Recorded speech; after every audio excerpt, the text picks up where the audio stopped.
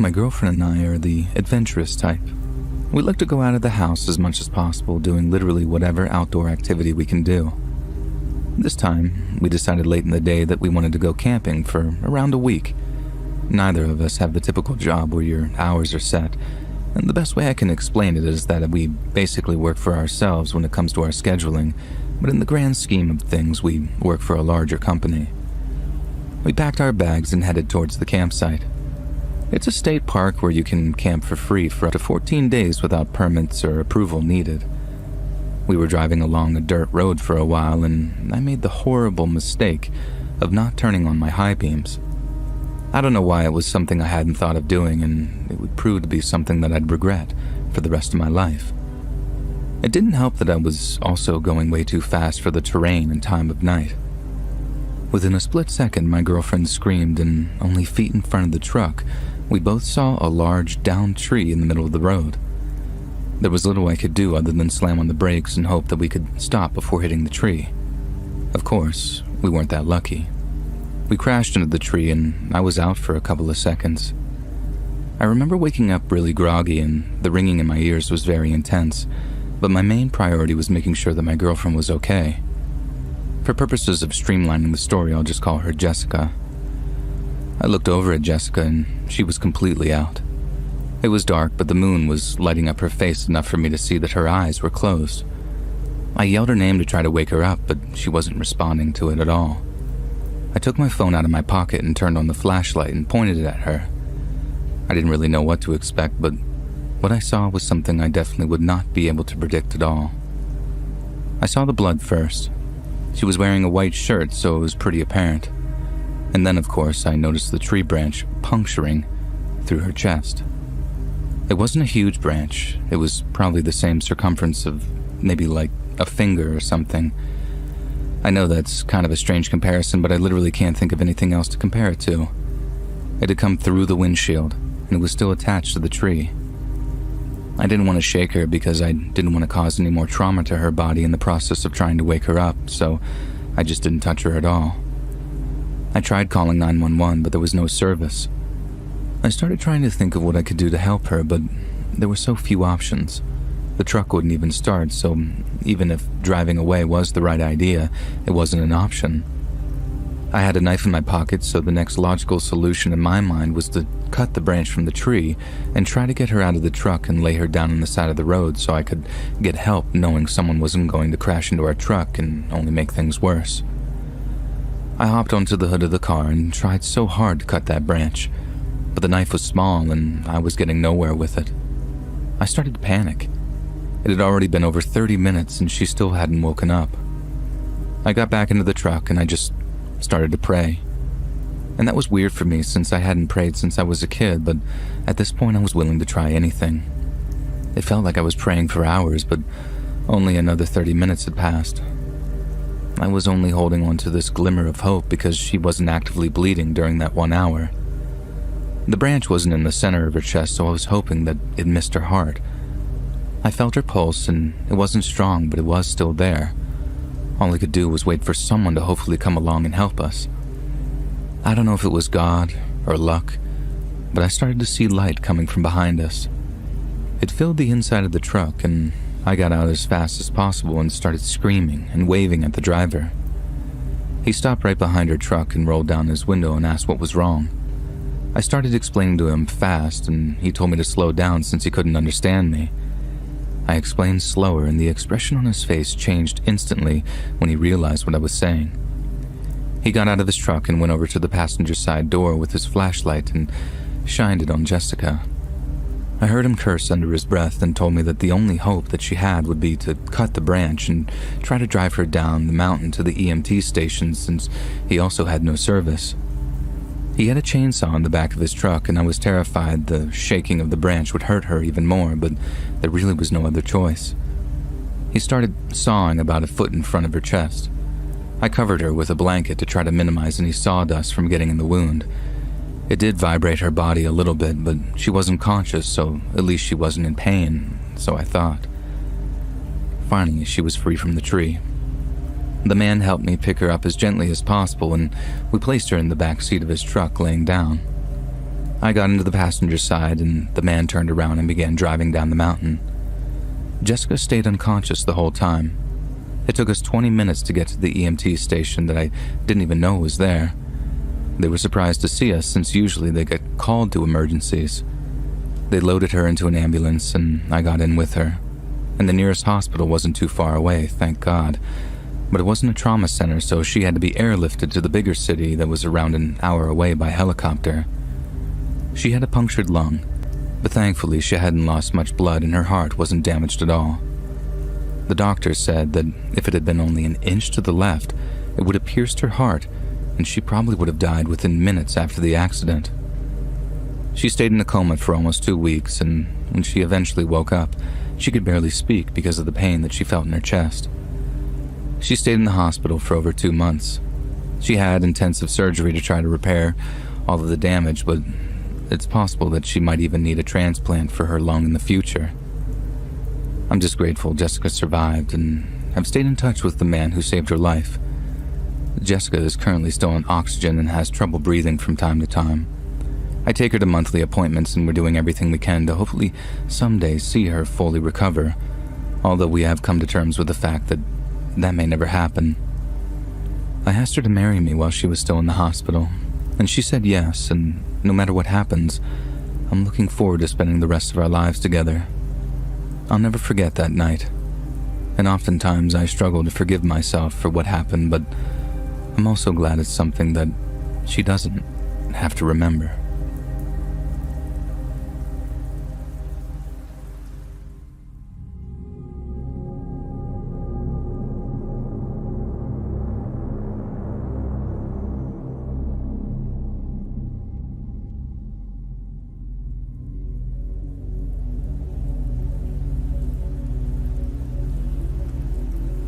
So I've come to find that dating online can be crazy.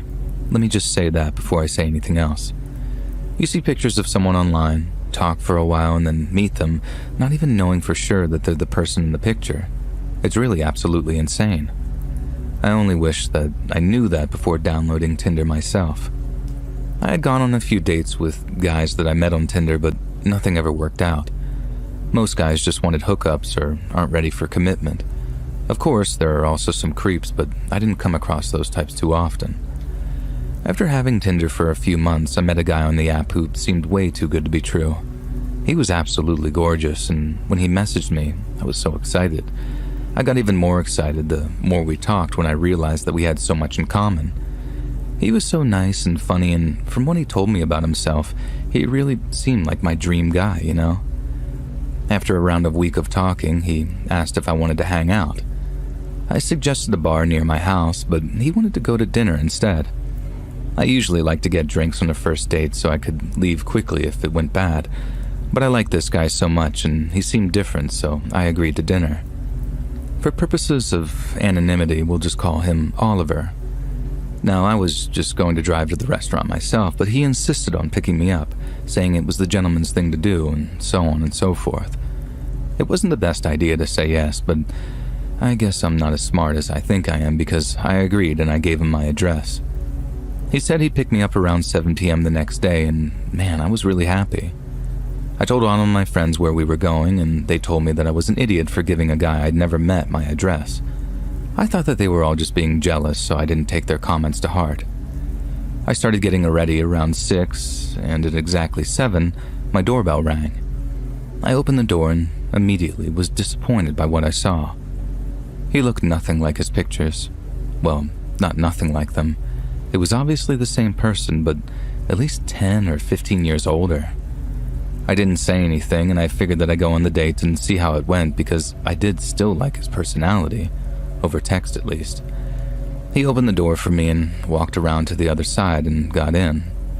We started driving in the direction of the restaurant, and that was around 30 minutes away. He told me how gorgeous he thought I was and that I was even prettier than my pictures, and then very awkwardly he said, "What about me? Am I even more handsome than my pictures?" At first, I thought he was joking. He had to be, right? There was no way that he didn't know that he was much more unattractive than whenever he took those pictures. I really didn't know what to say. but my mom has always told me to be honest, so I decided a half-truth was better than nothing. I said he looked good, but that I was curious how long ago he had taken those pictures. It was immediately obvious he took offense to the question, so I quickly apologized and told him to forget I ever asked. I was hoping we could move on from that, but he clearly took it very personally and proceeded to give me the silent treatment for the next 5 minutes, like some big baby. I had really begun to regret the decision to go out with him and definitely regretted giving him my address. I knew the way to the restaurant, so I was keeping track of where we were going as he drove. I noticed that he missed the turn on the street where it was located, and I told him to just do a U-turn at the next intersection, but he didn't respond. He passed the next intersection, and I started to get a little freaked out. I told him again that he needed to turn around, and again I got no response. He drove along the road, and I asked him over and over what he was doing and where we were going, but he refused to even look at me. We stopped at a red light, and I knew that I just had to get out of that car. I went to open the door, but I saw that it was locked. There was no button to unlock it, and it was one of those locks that retracted inside the door, so I couldn't even manually do it myself. I was trapped. I took my phone out, and as discreetly as possible, I texted my friend my location. After driving for some time, Oliver pulled into an empty parking lot outside a grocery store. He parked in a spot on the far end of the lot. I didn't know exactly what he planned to do, but I had an idea that I was not at all about to let that happen. He took off his seatbelt, and I reached in my purse. He grabbed my arms and tried pinning me down. I fought back against him and tried as hard as I could to keep him off of me. Finally, he let go of my arm, and I pulled out my pepper spray, and I sprayed him directly in the face. The only problem was with using pepper spray in such a confined space is you end up getting it on yourself as well. My eyes immediately began to burn and water as he screamed in the seat beside me. He started calling me every name in the book as he tried wiping his face with his shirt, and during the struggle, I was able to reach over to him and unlock the doors. I shoved it open. I fell out into the ground, scraping my knees in the process. By that point, I was having trouble seeing clearly, and my chest had begun to burn from breathing in the fumes from the pepper spray. I tried standing, but was so dizzy. I kept falling back to the ground. I stumbled as I slowly made my way across the lot. I heard his door open and him yelling at me to come back over. I looked back, and through all the blurriness and tears, I saw him tripping over himself as he followed me. I screamed for help, but no one was around to hear my cries. Oliver started to say that he was just joking and that he didn't mean to freak me out. He said if I just came back to the car with him, we'd go to the restaurant as planned, and that he was sorry. And he says this in between screams of pain from his eyes burning. It was terrifying, and I genuinely wondered if he thought that I was actually going to believe him and go back to the car with him. Is he really that stupid? He was close behind me within no time, and just as I reached the doors of the grocery store, he grabbed me by the shoulders and yanked me back. But the doors had already opened, and I screamed for my life. I saw a man came running out and told Oliver to get off of me, which he then did immediately. And the man helped me up and tried to keep Oliver there, but there was no stopping him from getting back in his car and driving away. The police were called in that moment, and they told me that they'd open an investigation, but nothing ever came of it. And believe it or not, this guy was never found. I moved out of that house that I was living in at the time and just moved back in with my parents. I started to get really paranoid for a while that he would find me, but it still hasn't happened. I use my story now as a cautionary tale for other women going down the same path that I once was. Even you men out there, you never know who wants to hurt you, but it can and does happen, so please be careful.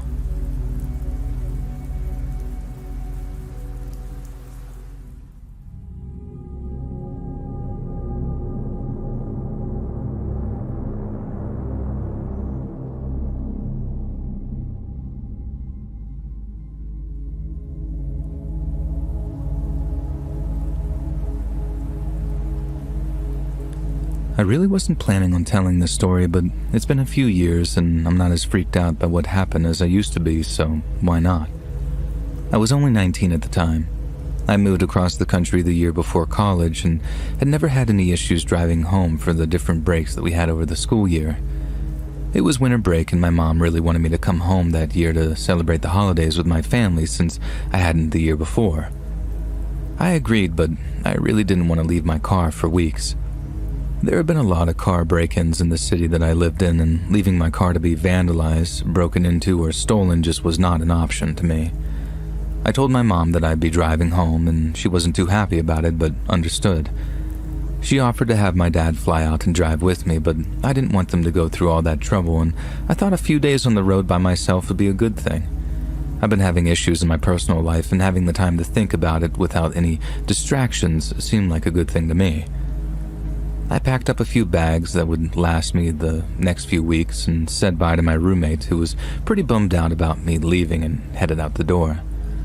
Thinking back on it now, my car probably wasn't worth what I went through during that drive home. It was a 20-year-old Honda Civic that had the propensity to break down a lot, and by a lot I mean at least once a month.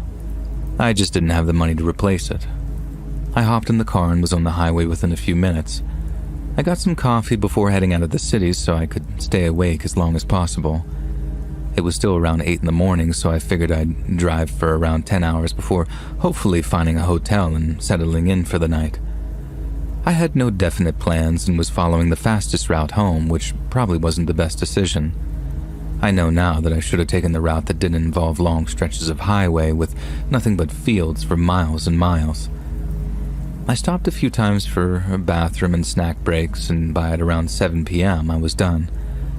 I'd been driving for almost 11 hours and didn't want to be a hazard to myself or others on the road if I kept driving while being that exhausted. I found a relatively nice hotel and got a room for the night and continued my drive the next morning. That day I'd be driving through parts of the Midwest, and it wasn't necessarily something I was looking forward to. The last time I drove through it, it was a lot of just flat land and cornfields. Both things I thought were boring to look at on a long road trip. It was winter though, so there was no corn. The weather could have been better, but I had no issues the day before, so I hoped that it would stay that way. The day went by faster than the previous one, and the sun was down before I knew it. By 6 p.m. I was feeling pretty good to keep going, so I passed through the next city and drove on. Around 7, I started hearing a knocking sound and wanted to cry when I realized that it was coming from my engine. It had started to snow, and my car began to creep along the road until I pulled to the side of the road where it completely gave out. It was getting cold without the heater on, and I knew that I had to get help very soon. I checked Google Maps to see if I was close to another city, but the next town, albeit a very small one, was still almost an hour away. I tried calling my parents to tell them what happened, but my service was completely out. I decided to use the emergency calls only button on my phone to call for help, and thank God it worked. The only problem was the closest officer that could respond was at least an hour away in the town that I mentioned earlier. I told the dispatcher that obviously I'd wait, and she instructed me to lock the doors and try to hide myself inside the car enough to where it looked as though no one was inside. Apparently, right where my car decided to die on me also happened to be a very sketchy section of the highway that wasn't very safe for stranded drivers, especially young women. I'm not gonna lie, having the dispatcher tell me that made me feel physically ill. I felt like I was gonna have a heart attack with how fast my heart was racing. I put up a sun shield in the windshield area and thankfully had 3 extra ones in the car from when I went car camping, and decided to put those along the sides and back windshield as well so no one could see it and it would look like almost black from the outside. Around 30 minutes into me waiting, I started getting the feeling like somebody was watching me. Now, I tried convincing myself that it was just because of the situation that I was in and that all the windows were covered anyway, so there was no way that that was possible. I wanted to shake it off, but the feeling just wouldn't go away. No matter how much I told myself that I was okay, there was something inside of me telling me the situation I was in was about to get very, very scary. I turned on the screen on my phone and faced it in the direction of the windows, not knowing what I was about to see would traumatize me for years to come. At first, I felt some ease seeing only the reflection of the sun shield. I turned my phone towards the passenger side windows, and in the small crack that wasn't covered, To my horror, a strip of window was visible, and on the other side of the window was the face of a man pressed against the glass with a smile, staring directly at me. My first reaction was this blood-curdling scream. It was a sound that I didn't know that I even had the ability to make. It was like fear itself was manifesting in sound. It almost actually rang my ears, and the second the scream left my mouth, I watched as the man lifted his face from the glass and heard him begin to laugh, the most awful, guttural laugh I'd ever heard. Immediately, I heard the car move as the man violently tried the door handle to get access into my car. I was screaming and crying as he hurled himself around the car, howling like he was some animal between his laughing. It felt like he was taunting me in a way. I called 911 again and was screaming that I needed help now. The woman who answered the second time wasn't as friendly as the first I'd spoken to only 30 minutes prior. She kept yelling at me to stop screaming, otherwise she wasn't going to be able to help me. I was crying, trying my best to calm down as the man outside began to bang on my window with what sounded like a hard object that possibly would make it possible for him to break into my car. The dispatcher began threatening me, telling me that it wasn't okay to prank 911, even though I insisted what was happening was very real. After 10 minutes of just pure agony, trying to make her understand as the man just outside my car was putting me through this, she hung up on me. And I felt completely helpless. In the moment, the only relief that I was feeling was the fact that he hadn't been able to break into my car. I called 911 again, hoping I'd get a dispatcher with more empathy, and thankfully that was the case. A man answered and immediately took my distress into account and helped me calm down enough to get the information he needed. The officer had been sent almost 45 minutes before, and now was only around 10 minutes away, and I was told that they'd have him get to me as quickly as possible, given what I was going through. I was hopeful, but that hope was ripped away when I heard the sound of what was obviously a rock being thrown at my windshield. It shattered just enough to motivate the man to get on top of my hood and start stomping the windshield until it was broken enough for him to reach a hand inside. I screamed and climbed into the back seat. I was trying my best to get out of reach of this very insane and clearly dangerous person. He started tearing the windshield out of the way, and his face was even scarier than it was the first time I saw it. I was paralyzed with fear as I watched him begin to climb between the glass into the car. I had no choice but to get out of the car and hope the officer was close by. I opened the door and turned on my phone's flashlight. I faced it toward the hood and was so relieved to see that he had become stuck. He was trying to climb out but wasn't able to. I then saw the beautiful, flashing red and blue lights in the distance and heard the sirens as he drove closer. I started frantically waving him down, and he pulled up beside me. He was out of his car in seconds, and another police car was pulling up behind him only a few minutes later. I was placed in one of the cop cars and watched as they actually drew their guns out, demanding that the man climb out of the car. This crazy guy was screaming and thrashing his body around. One of the officers grabbed him by the ankles and pulled him out of the vehicle. The man tried biting him multiple times before being slammed to the ground and handcuffed. They put him in the back of the other car and told me more officers would be coming down to take pictures of the scene, and a tow truck would be down to tow my car. I was driving to the police station and gave my statement about everything that happened. I called my parents, who bought me a plane ticket home from the nearest airport, which the officers were nice enough to drive me to. I wish I could tell you the man who did that to me even gave a reason as to why, but he didn't. He was so mentally deranged that they said that he wasn't even fit to stand trial eventually, and I guess he was taken to some state mental hospital where the last I heard he's still there. I wish that there was some justice for the hell that he put me through, and maybe some people would say there was, but to me, it wasn't justice. He isn't being punished. I am. The memory of what happened punishes me every day. It's gotten easier to deal with as time goes by, but it'll always be there to torture me anytime I'm reminded of that man in the window.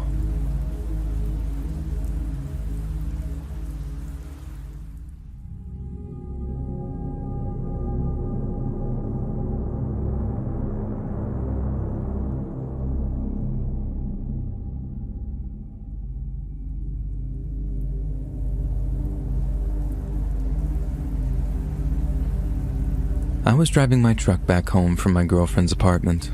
There was a pretty big storm going on that night, but I figured since I only lived 10 minutes away, I'd be fine. I would have stayed at her place, but I had to work early the next day and all my work clothes were at my place. It was dark and the power had gone out. Driving in complete darkness with only your headlights to light your way isn't the most comfortable feeling. The rain was pounding down on my windshield so hard, my wipers couldn't even go fast enough for me to be able to see in front of me. It was like driving blind, but I'd lived in that town my whole life, so I knew where to go. It was like muscle memory on where to turn and how long to drive down a street. I turned onto the road that my house was on, and almost immediately I could tell something wasn't right. It was like my truck was almost floating. I felt wetness at my feet, and the lights began to flicker inside the truck. There was water seeping in. In my headlights, I could see the water getting higher and higher outside my truck. The water came in faster and the truck was sinking into it. The current was taking my truck further in and there was nothing I could do. I took off my seatbelt and tried opening the door on the side and it wouldn't budge. The water was at my knees now and I took deep breaths. My dad always told me not to panic in a scary situation because panicking won't save your life. I had a waterproof flashlight in my glove box and I took that out. I turned it on and looked around for anything I could break the window with. The car had shut off completely by then and the power windows were not an option.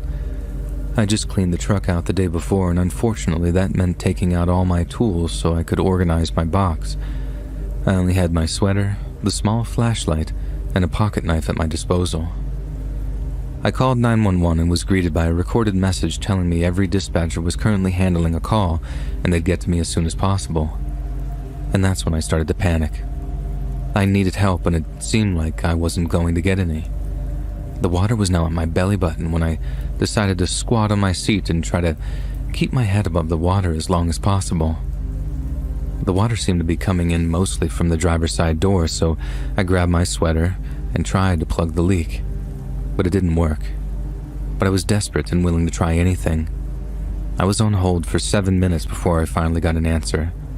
I told them what was going on, and they were very matter-of-fact when telling me that I wasn't the only person in that type of flooding situation, and that it would be at least 30 minutes before they could get help to me. I kept telling him that I felt like I didn't have 30 minutes, but he told me there was nothing else he could do. I asked if he'd stay on the phone with me, but he said because of the demand for emergency services during the storm, they needed as many dispatchers as they could get, and if the situation got worse, I could call back again. I hung up with the dispatcher, and already knew that that wouldn't be an option. If the situation did get worse, I wouldn't have 7 minutes to wait on and hold to tell someone about it. I'd be dead.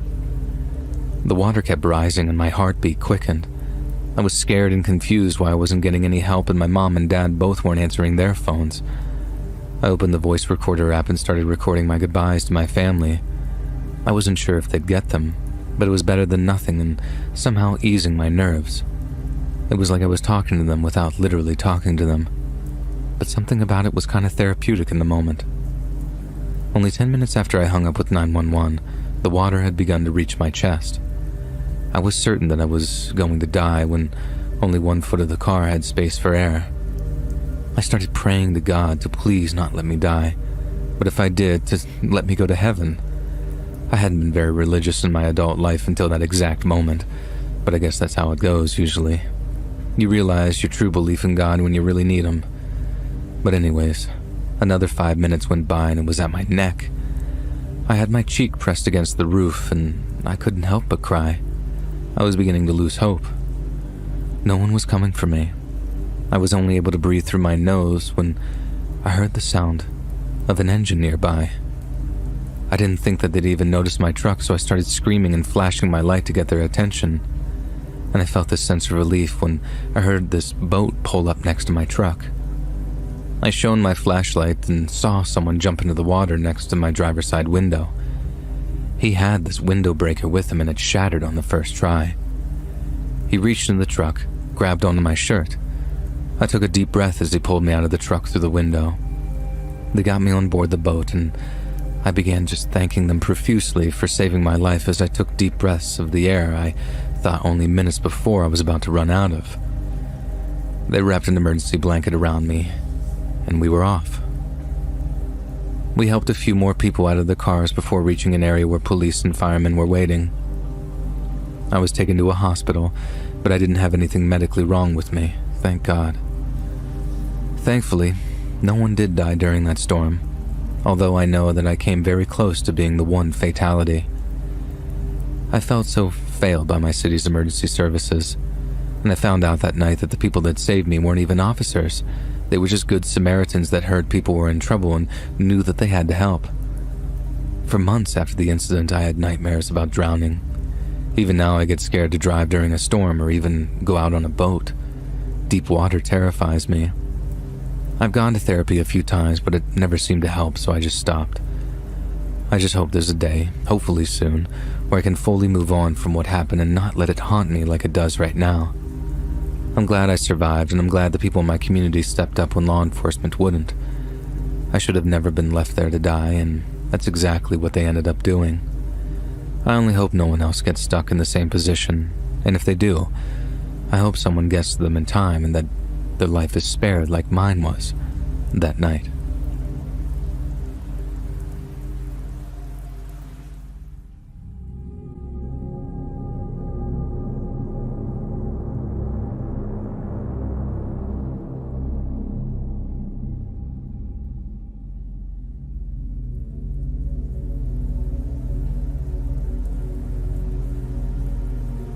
I had just gotten off a close to 24-hour shift.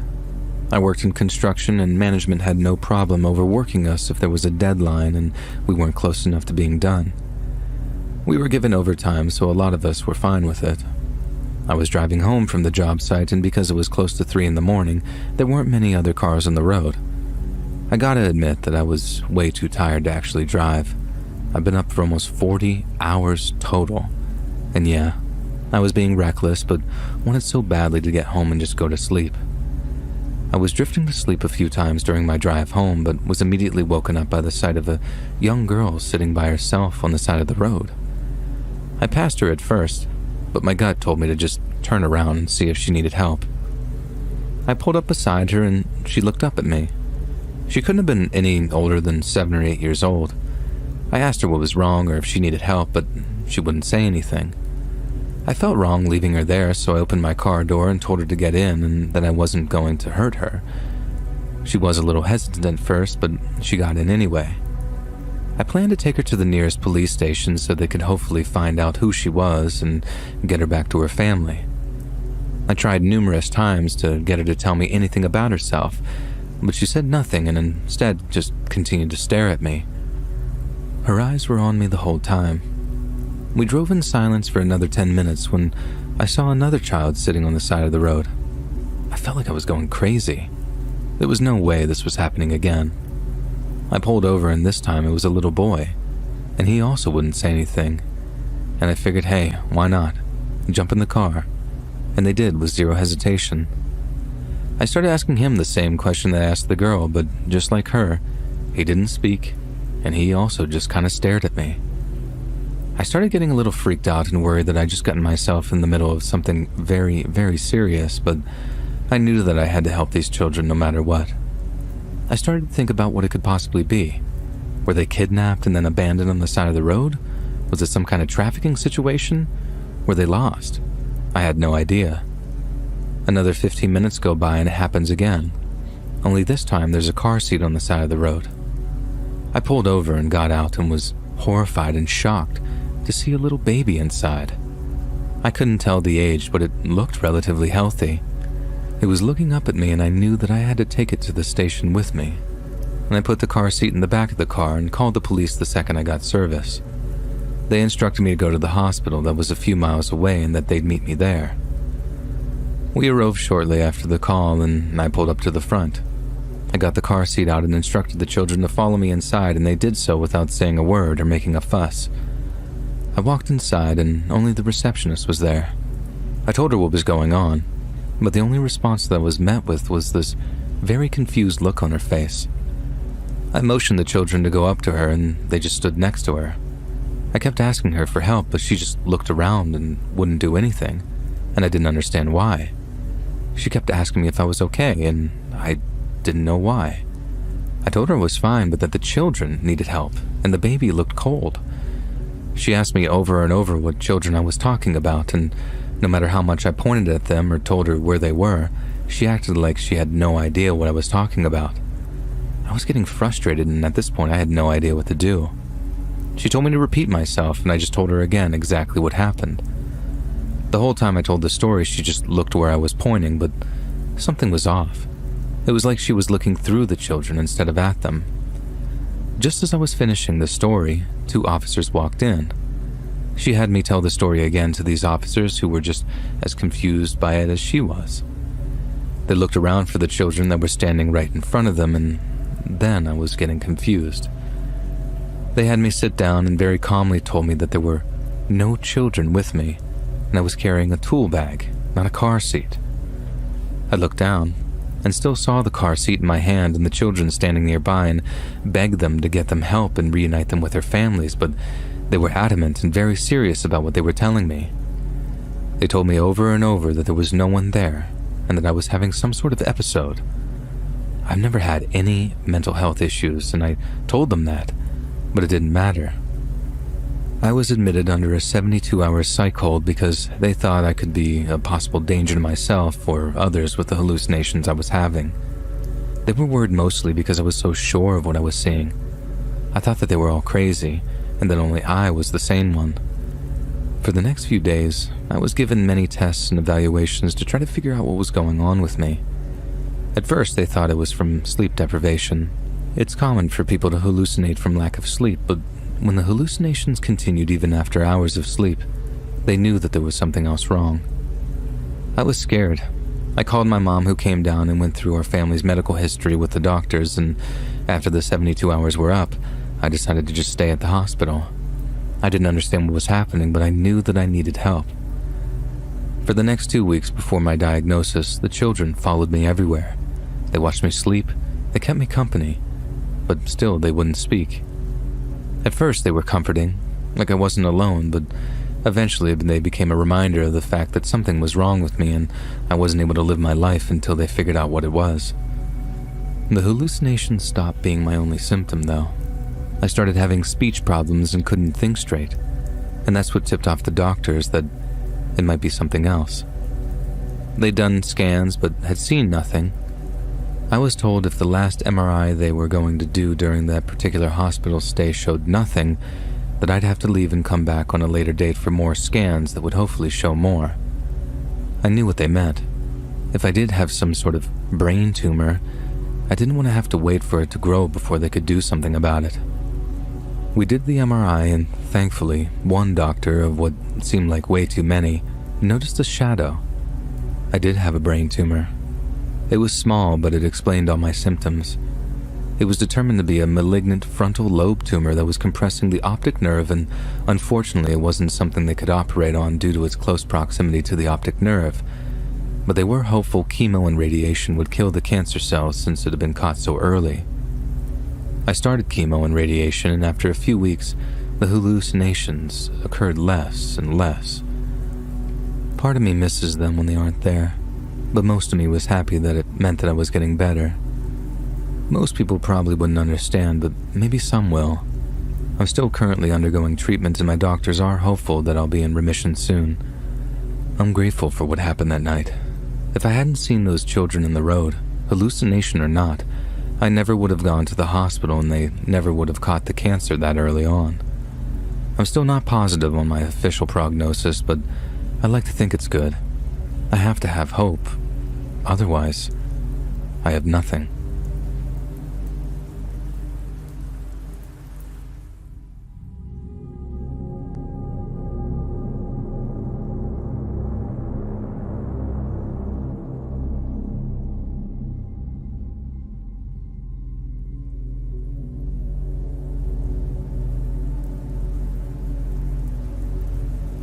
I was 16 and had just gotten my license.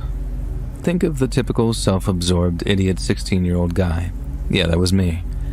It was Friday night, and I was begging my mom to let me take the car to meet up with friends to hang out, and she was adamant about that not happening. She kept saying that I was probably going to go out drinking, and she didn't want me to be an idiot and drive drunk. I kept telling her that I wasn't going to, but she was set in her decision. I told her that I hated her, and I went to my room, set my own decision to sneak out later and take the car. Around 11 p.m., my mom was asleep in bed, and I didn't have to worry about my dad hearing me because he was out of town. I opened my window and hopped out into the front lawn. I had already taken the keys earlier in the night, so as quickly and as quietly as I could, I got in the car and drove away. My mom forced me to install Life 360 on my phone, so I just turned it off to prevent her from knowing where I was if she did notice that I was gone. She was the type of mom to call the police to go looking for me if I wasn't home when I was supposed to be. I texted my friends and asked them where they were, and of course, they had driven to LA. I was over an hour away from where they were, and I hate to say it, but I still decided to go. I was on the freeway for a while because of traffic and decided to take some side streets because I hoped it would be faster. It really wasn't, but that's just the joys of living in Southern California. Traffic everywhere, all the time. Well, eventually I got lost and I didn't want to turn my phone on to look at a map, so I tried to get myself to a freeway to hopefully find my way to get back home. Time was going by so fast, and the later it got, the more lost I felt like I was getting. It's not easy for me to admit, but I was scared, and honestly, I wanted my mom. I was going down side roads, alleys, and through some not-so-safe-looking neighborhoods, not really thinking about my own personal welfare. I turned down another narrow road and was shocked to see a truck blocking the way. It was parked sideways like it was deliberate. I tried reversing, but was met with a man, now pointing a gun at my face, pounding on my window. I started sweating, and I didn't know what to do, so I did as I was told. He told me to open the door and get out, so I did. He pulled me out of the car and shoved me to the ground. Another guy ran up to me and started kicking me so hard I thought my stomach was going to rip open from the force of each blow. I was begging for them to stop and screaming for help. A few other guys stood around, watching as he continued to beat me. I was lying there, just completely helpless. All I wanted as I laid on that ground was for my dad to come and save me. I knew that wasn't possible, but the thought of seeing my parents again gave me some kind of hope of making it out of there alive. I realized that an end to the beating would not come quickly, so I curled up in a ball and brought my arms up to protect my head and face. Doing that must have given him the idea to start stomping on my face, though, because the second my arms came up, his foot came down right into my jaw. The pain that I was feeling was minimal in the moment, something I realized later was from the rush of adrenaline in my body. After what felt like forever, it finally stopped. I think that they thought I had passed out, but I didn't. I was just incapable of moving any part of my body. I saw flashes of light through my eyelids and realized that they were taking pictures of me, like they were proud of what they did. They laughed as they searched my pockets. They took my keys, wallet, and phone, and I heard them drive off with my car, and all I could think about was how much I wished that I had listened to my mom and just stayed home. I remember laying there as the pain started to creep in. My jaw hurt the most. It felt like it was broken. I was able to open my eyes, and in the dim light, I saw all the blood spread around my body on the asphalt. I tried lifting myself up, but the pain was too much. I felt tears stream down my face when I began to realize that there was a large possibility of me dying right there, alone on a random street, knowing the last thing I had said to my mom was that I hated her. I didn't hate her. I wanted to see her more than anything. I wished that she was there with me, getting me help and telling me everything would be okay. I must have passed out because the next thing I remember is the paramedics waking me up and asking me my name and what had happened. I was still lying in the middle of the road as they began to load me onto a stretcher as the ambulance waited to take me to the nearest hospital. I was barely able to speak, but managed to tell them my name before blacking out again, I guess. I woke up in the hospital a week later with my jaw wired shut. Apparently, it had been broken from the stomp to the face. My mom was sitting by my hospital bed when I woke up, and she cried as I told her and the police all the details of what I'd been through. They said it was probably part of some gang initiation and that I was lucky to be alive. The doctors told me the same thing as they described my injuries. I had multiple broken ribs as well as a massive internal bleeding from being kicked in the torso so many times. Along with a broken jaw, I had a broken nose, other extremely painful facial fractures, but most horrifying injury of them all was the discovery that my Achilles tendons had been cut. To this day, no one can tell me why they did that and why I didn't feel it when it happened. I had to have surgery on both my ankles and even now face the possibility of even more surgeries and physical therapy before I can even think of walking normally again. I had to stay in the hospital for months before being allowed to go home. I feel so stupid for what I did, but what happened to me was literally the worst case scenario of what could happen when you take your parents' car as a teen. I'm not telling the story to make you think that this is what happens when you disobey your parents. This is not common. I guess I just want to say that sometimes your parents really do know best, and when they tell you no, or that something isn't a good idea, it really is because they care. They know more than you, and don't take their life experience, wisdom, and unconditional love for granted.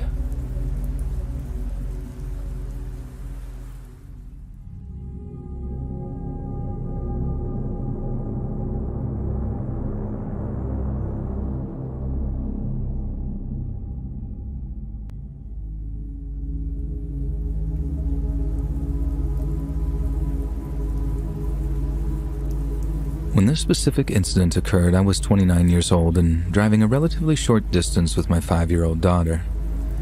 My husband and I had made plans to drive to his parents' house outside the city and stay with them for a couple of weeks. My husband works late into the day, so we agreed that it would be better if I and my daughter left first and my husband would follow a couple of hours after us. It was winter, so it got dark early. We left at around 3 p.m. and by 4:30 it was already completely dark outside. We were still an hour and a half from my in-laws' house, and I was feeling pretty confident that we'd get there without anything bad happening. It's not like I had a feeling or anything, but as a mother, it's definitely something I thought about in the back of my mind. We were driving back down a back road that had no streetlights and was otherwise completely desolate. I didn't necessarily love the feeling of being completely alone, but I tried my best to just brush it off and kept telling myself that we'd be there before I knew it. We'd driven this road countless times before and never had anything happen to us. We were 30 minutes from the house when I started seeing some flashing lights in the distance. They were 2 blinking yellow lights in the middle of the road that I quickly recognized as hazard lights on a car. I started getting this nasty feeling and just didn't like the fact that they weren't pulled over to the side of the road, but instead were in the middle of it. I stopped somewhere between 80 and 100 feet away and started thinking of what I should do.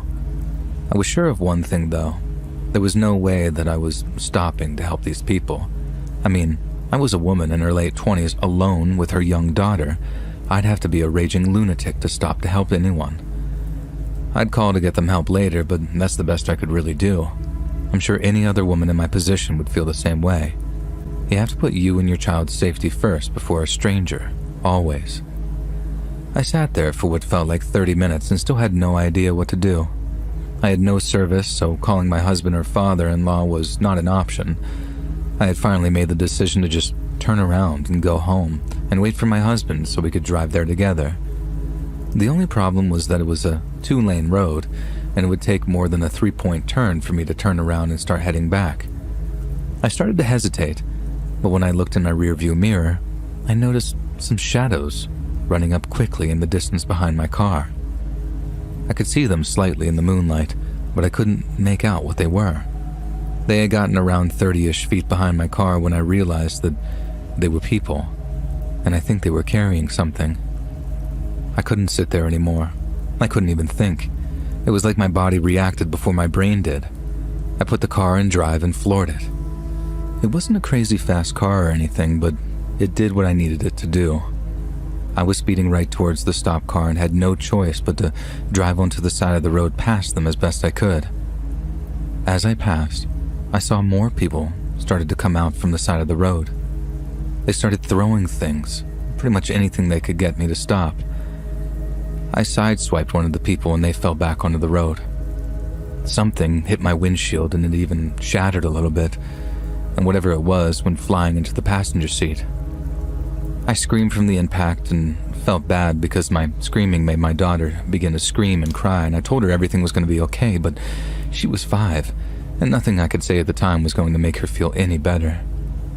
I just kept driving forward, not letting up on the gas. I was trying to build as much distance as possible between us and those people, and before I knew it, we were pulling up into my in-laws' street. They had a guard gate in the front, and I pushed the button to be let in, and they immediately could tell that I was in distress when they answered the gate. We were let in, and my father-in-law met me at the driveway with his gun. I was bawling, and my daughter was sobbing into her grandma's shoulder. They brought us inside, and I told them everything that had happened.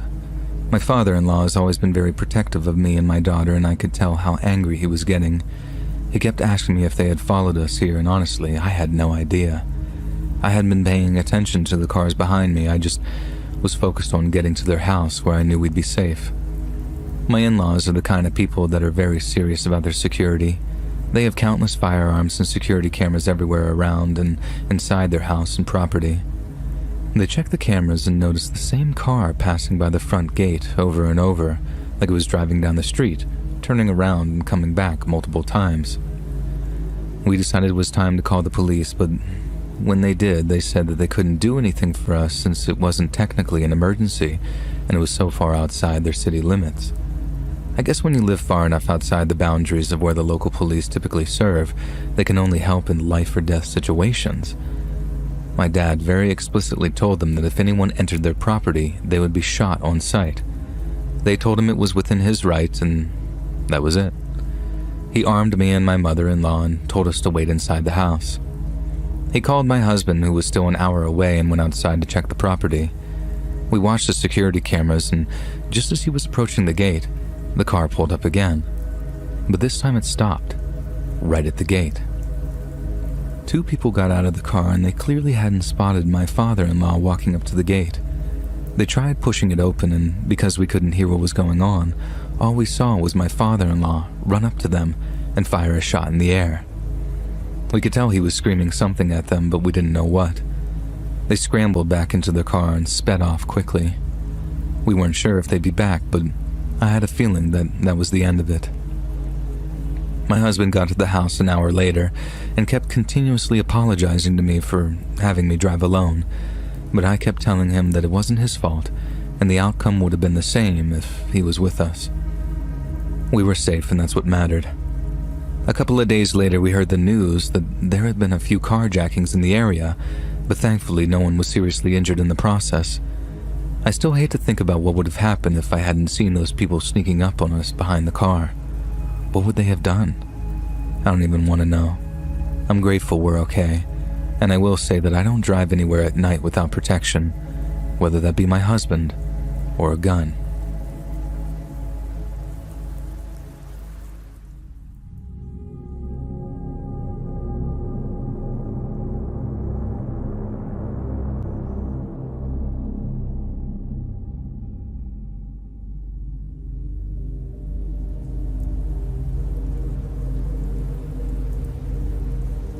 I'm a single mother. I know a lot of people will roll their eyes when they read that, but it's important to the story, so don't judge too hard. The story I'm about to tell you took place when I was in my late 30s and my 2 daughters were 14 and 16.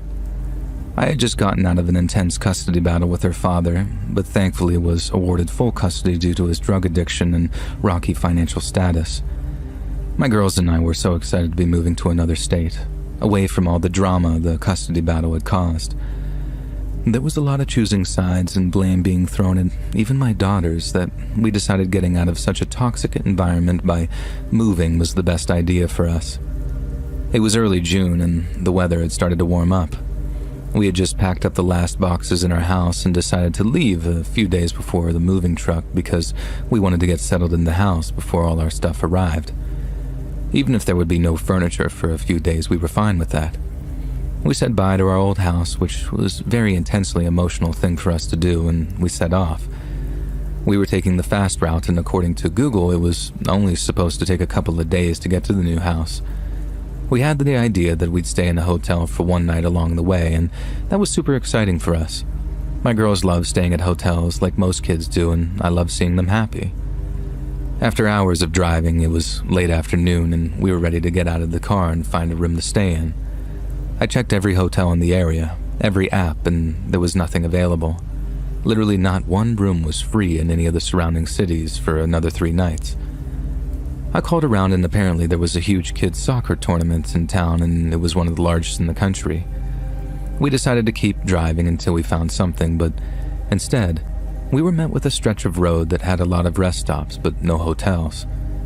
We stopped at a gas station to get some gas and noticed a few biker guys in the parking lot. As I waited at the pump, I noticed one of the men staring into the backseat of my car, clearly looking at my daughters who were both asleep.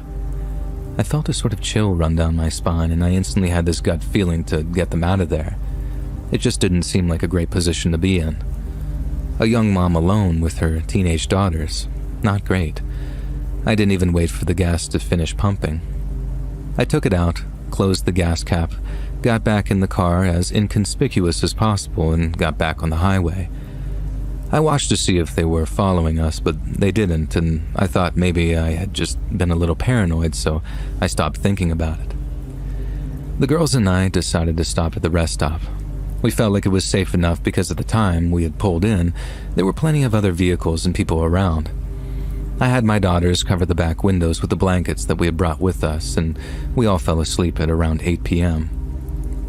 I had the intention of only sleeping for a few hours before heading off again, but I had failed to remember to set an alarm. Instead, I was woken up by the loud roar of a motorcycle pulling up beside the car. I don't know what it is about being a mom, but every sound I hear makes me wide awake in seconds when my daughters are around.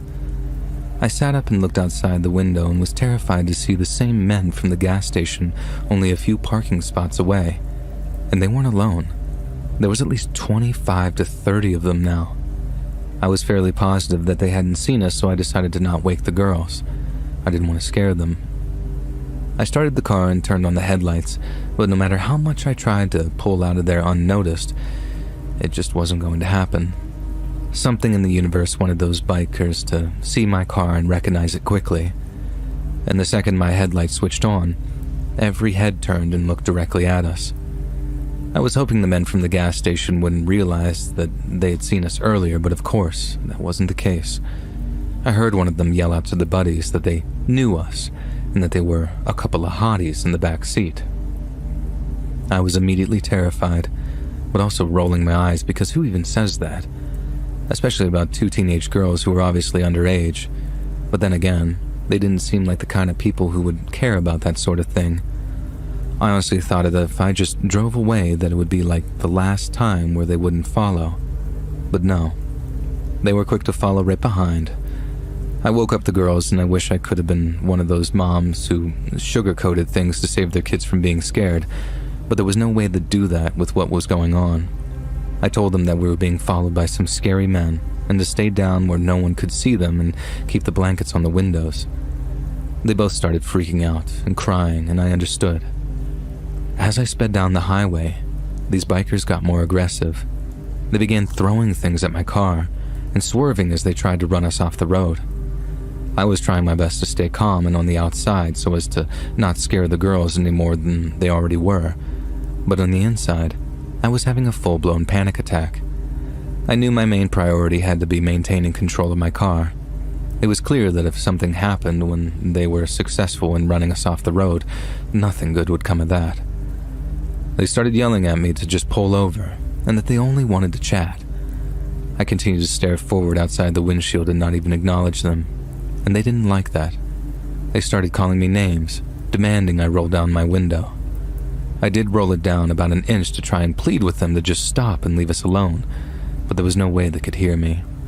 We drove like that for at least 5 miles before entering the next city, and by that time it was already 2 in the morning, and finally I came to my senses and told my oldest daughter to just call the police. Through tears, she told them what was going on.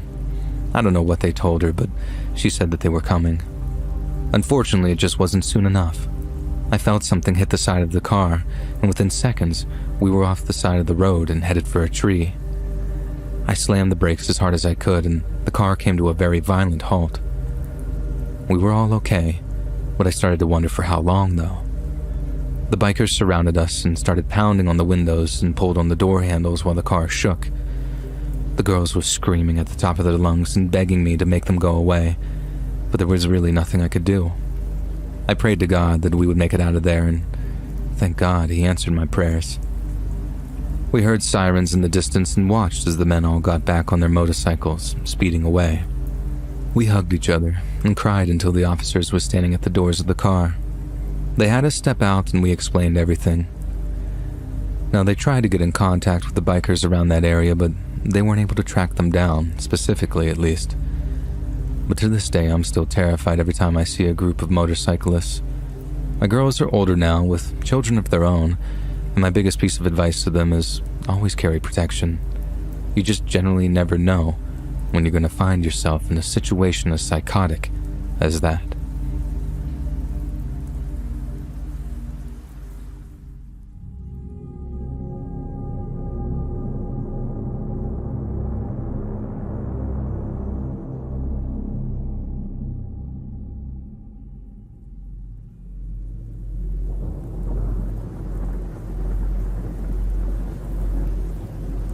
This is a short story that happened to me several years ago when I was a junior in high school. All of my friends got to travel to Myrtle Beach with the baseball team for spring break, but since I didn't play baseball, I was stuck at home. My one friend, Dave, was home too since we were the skaters of the friend group. We spent most nights of the break hanging out together and not doing really much, except for one night when we stayed at Dave's house. He literally lives in the middle of the woods. The closest neighborhood isn't that far away, but because of where his house is located, it truly feels like the middle of nowhere. Toward the end of the break, we snuck out of the house to see a girl who lived near him. Since she and a few other girls from school were still in town, we figured that we would hang out with them. And like I said, it wasn't far, just sort of an unnerving walk because there aren't very many lights and most of the walk is in the seclusion of trees and rocks. We had an awesome time hanging out with them. I liked this girl at the time, so it was great to be able to spend so much time with her. When we were walking back to the house that night, Dave noticed some random guy following us, but I didn't think anything of it. He was freaked out, and I told him to relax. The guy was following us closely, but not close enough for us to actually panic. When we made it back to his house, I watched the guy continuing walking up the street, and he never seemed to look back. I just looked at my buddy and told him that he was freaking out for no reason. The next night, we hung out again, and his parents were going out of town for the weekend, so he was going to have the house to himself. Since he was embarrassed by his house, he didn't want to have anyone over. Trust me when I say, I pushed hard for the girls to stay over, but I lost the argument. I told the girls that we couldn't hang out there, so instead, Dave and I walked to her house again. This time, we spent a considerable amount of time there. We didn't walk home until after about 3 in the morning. Dave was relieved on the way home that we didn't have anybody following us this time. I helped him close up the house, and we got comfortable in the living room before passing out on the couches. At this point in the night, I was having one of the best nights of my life. I actually kissed the girl that I liked, and I legitimately felt invincible. Not long after lying down, we heard a knock on the door, and we both froze. "What the hell was that?" Dave exclaimed. Then the knock came again. It was a low and rhythmic knocking. Each bang on the wood made my hair stand up, and I slowly got up and, standing a few feet from the door, I shouted, "Who is it?" There was no response right away. And then a young female voice shouted from the other side, "Hey, I was wondering, can I please hide inside?" I didn't say anything right away. The absurd nature of the statement and the calm tone of her voice left me speechless. Before I said anything, she spoke again. "It's going to be too late if you don't let me in. Can I please hide inside your house?" When I said that I was speechless, I was absolutely at a loss for words. I had a million things flying through my head, and I just didn't know what to do.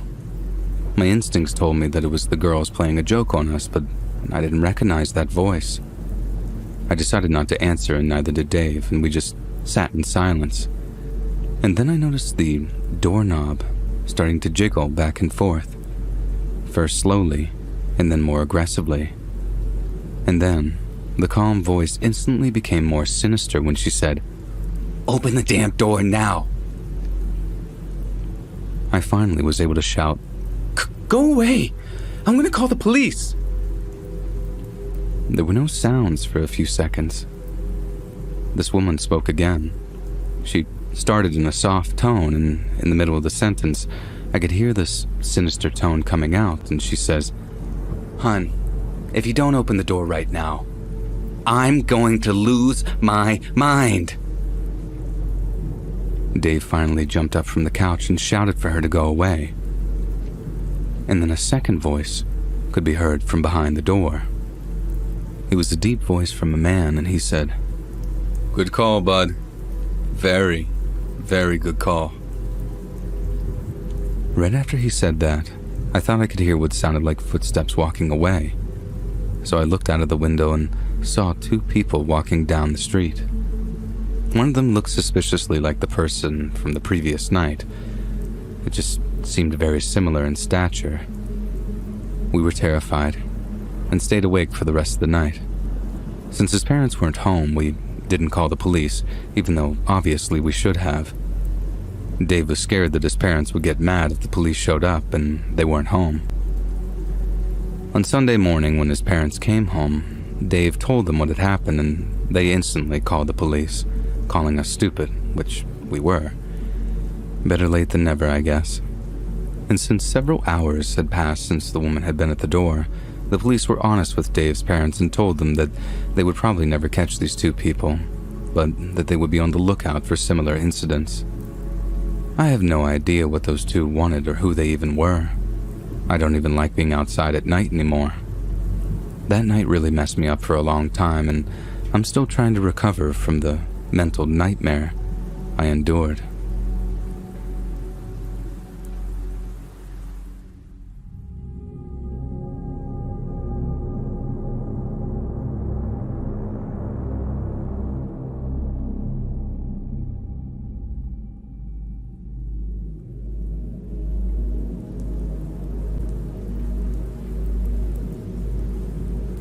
I always had a really hard time focusing when it came to schoolwork. I've had some traumatic experiences in my life, and as a result, it just makes me feel off. I can't focus at all when I'm home. Even when it's quiet, every little thing bothers me, and I feel like I just read the same line a million times. In my sophomore year of college, I started driving to a secluded location and doing all my readings for school. I didn't live far from the country, so it would only take me about 20 minutes to drive to a peaceful location. I found the peace and tranquility of nature to be soothing. I know it may sound crazy to some people that I would drive that far just to do homework, but I really had no choice. It ended up being the only way that I could concentrate on my work.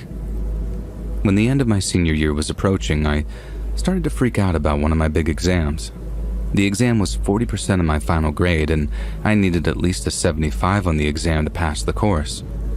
I decided that I was going to spend the weekend before the exam studying, and that I was going to make my own little adventure out of the experience. Instead of going to my usual spot, I was going to travel to an area a few hours away, hike the beautiful trails, and find a nice quiet spot to study. I left first thing Saturday morning and arrived at my destination around 10 in the morning. I spent the early part of the day hiking until roughly 2 in the afternoon. I found this amazing spot near the top of a steep hill. It was a clearing that overlooked a bunch of trees. There were some rocks on top of the hill, and I was able to get comfortable with my books and computer. I started reading my textbook, and I thought that I could hear the sound of twigs snapping. Now, in my distracted brain, all I could concentrate on was the sound of the twigs. It was driving me crazy.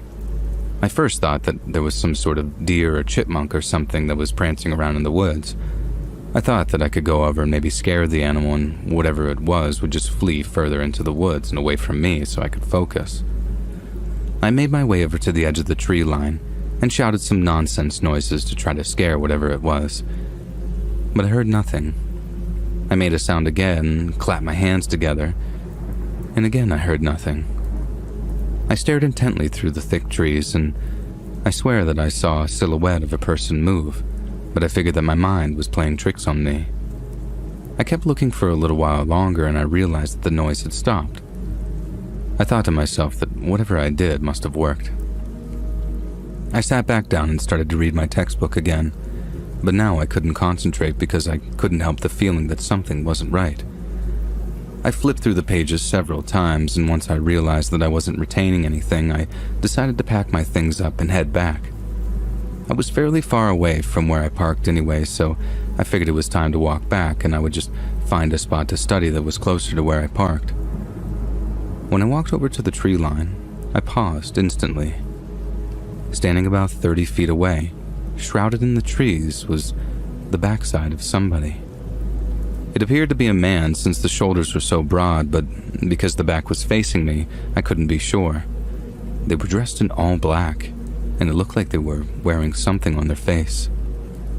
I didn't move or say anything. I just stood there frozen and tried to calm down since I had a million thoughts flying through my head. It felt like an eternity, but in reality it was probably only seconds later, and the person turned abruptly, facing me. And I can't accurately express how much fear I felt in this moment. The mask was horrifying. I would guess that it was homemade since I had never seen a mask like this in my life.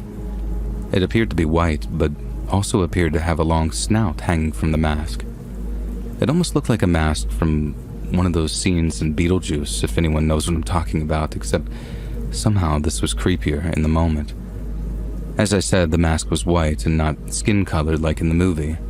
The eyes on the mask were jet black, and wild hair protruded from the mask. I think the hair was attached to the mask and not the person because it was sort of a mustard yellow color. The person started to hum, and I didn't notice it at first, and I didn't realize that it wasn't some melody. It was a really drawn-out hum, like a sort of groan coming from this person. And they started to step closer to me. I freak out. The clearing that I was on was not big, so in order to walk back to the trail, I would have to walk by this person. I could have slid down the hill, but I probably would have broken my computer and most likely broken my legs since it was extremely steep and very high up. This person started to run, full speed at me, still making that horrible groaning noise. I still can't even believe what happened next. The person ran at me, stops, right in front of me.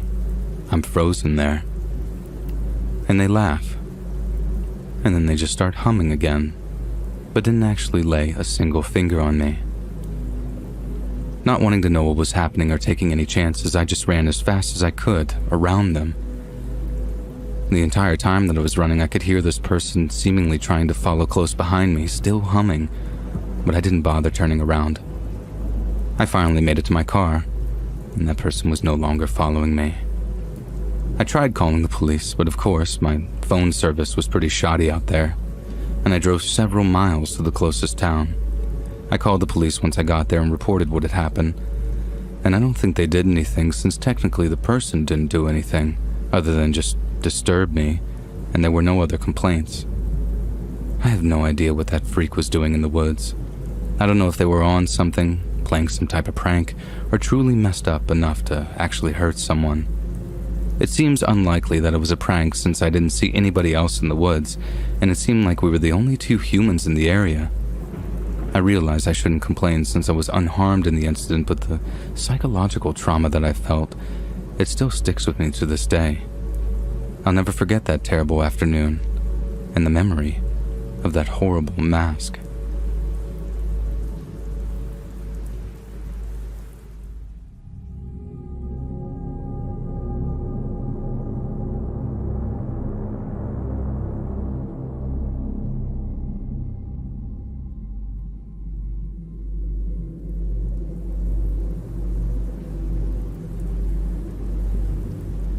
Almost exactly a year ago, I had one of the worst experiences of my entire life.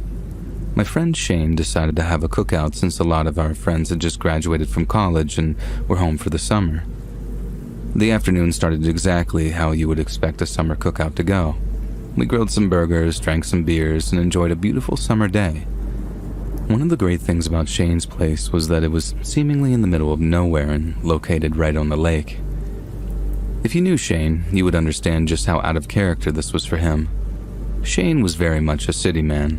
He grew up in the city, spent all of his time in the city, and even went to college in the city. Being outside, fishing, and boating are things that I never thought that I would associate with Shane, but here we are. He ended up getting a great job after college, received a massive sign-on bonus, and he works from home 90% of the time. He spent the majority of that bonus on a boat, even though he had never driven a boat in his life. The afternoon of the cookout, everybody was begging Shane to take the boat out, and he was refusing. I think the main reason he refused was that a lot of people were at the house, and he didn't want to leave them unattended, but honestly, I don't think that he knew how to operate the boat, and that's why he didn't want to take it out. As the afternoon progressed and people started leaving, and eventually there were only 7 of us left, the girl he liked at the time started to beg him again to take the boat out, and before we knew it, all of us were chanting and begging him to take it out as well, and finally, he gave into the pressure. I knew right away that this was a bad idea. He was struggling badly to get the boat untied from the dock, and once we were untied, it was like a 15-minute struggle to get moving into the lake. It was clear to me that Shane most likely had never done this before, at least on his own. It was around 5 in the afternoon at this point, so it was still light outside, and we probably had a good 3 hours of light. I figured that we would take the boat around the lake a little bit, not move too far from shore, and be back before it got dark outside. Well, it was apparent that not everyone on the boat shared my concern. Everyone except me was pushing Shane to go further. Turn down this channel, go over here, etc. And before we knew it, we had traveled far from Shane's house. It was starting to get dark out, and I could tell that Shane was nervous. I asked if he knew where we were, and he just shrugged quietly. Around 8:30 it was nearly dark out, and everyone on the boat was getting cranky. And now tempers started to rise because Shane had no clue where we were, and he had no idea how to get back. Shane started yelling at everyone, telling us it was our fault for making him take the boat. He was half right, of course, but some of the blame is on him also since he gave in to the pressure. Around 9, not only were we just drifting on a pitch-black lake, but it also started to rain lightly, which caused the temperature to drop quite a bit. We all huddled up under the little canopy on his boat, and I said that I was going to call the authorities and they would send someone out to help us. Well, Shane didn't like this idea one bit. Basically, he said that we can't call. And this is when he finally admitted to us that he didn't have a license to drive the boat, and the boat wasn't insured either. So if the police came out, that he would be getting a nice number of fines. And so instead of getting help, we just kept drifting. And at this point, nothing was scary, it was just annoying. I mean, sure, the darkness of night on the water is eerie, but being cold, wet, and angry trumped any feelings of fear that I may have had. At nearly 10 o'clock, Shane exclaimed that he knew where we were, and he would get us back. He said that we were almost at his place. A few minutes passed, and we started making our way close to the shore. And just as we were preparing to dock, Shane said in a sort of depressed voice, "Oh no." I looked up and realized the reason why he said that was because there was no dock to be found, and no houses in sight. Wherever we were, this was not where Shane lived. Finally, I had the genius idea to check the GPS. I don't know why it didn't dawn on me until now, but I blame it on the drinking and the fact that I've never actually been on boats or used GPS on a boat. It took a second to find service, but when I finally did, I realized the nightmare situation that we were in. Not only were we nowhere near Shane's house, but we were also truly out in the middle of nowhere. The shoreline next to us was nothing more than a small little island, and the next closest shoreline seemed very far off. After some panicking and yelling, of course, we all calmed down and agreed to work together to get back to the mainland. The idea was that once we got to shore, we could just use the GPS map to follow the shore all the way back to Shane's place. It took a little while, but we eventually got to the shore and started slowly making our way back. About 10 minutes into the trip, we saw a light coming right at us on the horizon of the lake. It was another boat. We figured that we could ask them for help and just make sure that we were on the right track. Shane got the other boat's attention, and that guy was creepy. He was an older man, rough-looking, and I could smell the fish from where I was sitting. This guy was clearly some type of fisherman, and he said we weren't far off and that he would guide us back so we don't get lost. We were relieved, and we started following the fisherman. I started to question him a little since the GPS said that we were going in the opposite direction now. but Shane said not to worry and to trust the fisherman since he probably knows shortcuts or something. At around 11:30, the fisherman docked his boat on this rickety dock somewhere, and he asked us how our fuel was, and Shane admitted that he was nearly out. The fisherman said that he would fill us up, but he needed help getting the fuel since he hurt his back and couldn't lift the containers. So me, Shane, and the other two guys got out and started walking with the fisherman. The girls stayed in the boat, and they seemed kind of freaked out, which I couldn't blame them. Something wasn't really right about this. I didn't know anything about boats, so I didn't know if this was proper boat etiquette or if this was one big red flag. We walked about 100 feet from the boat, and there was a small shack, but no house with it. In fact, there was nothing in the area except trees in the shack. The man said the containers were just inside the door, but the door was heavy. He asked if one of us could get the door. Shane started to open the door, and when he opened it, there was nothing inside.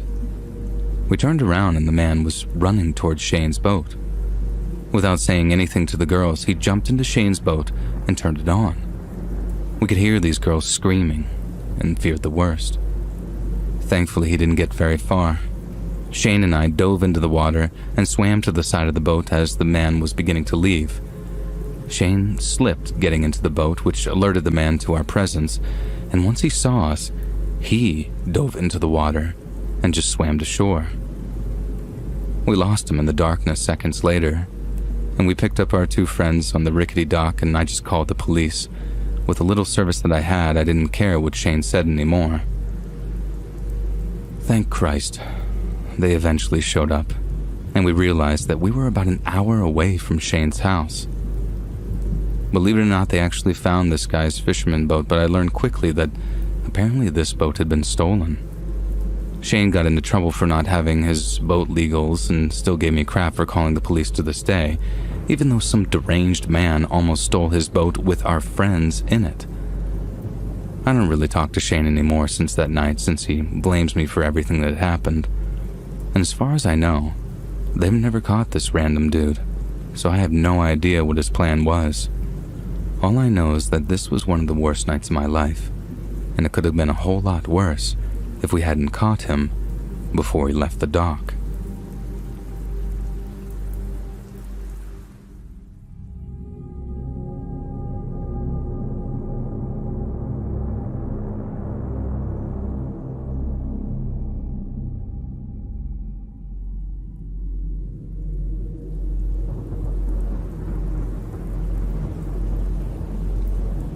I've spent the better part of my adult life as a painter.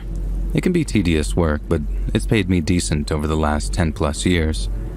Being a painter has allowed me to open my own business, and to this day, it's been very successful. Over the years, I have painted all sorts of houses, new ones, old ones, and everything in between. I have painted some houses that look like heinous crimes have taken place there, but none of the houses have been more memorable than a house I was contracted to paint that was truly in the middle of Nowhereville, USA.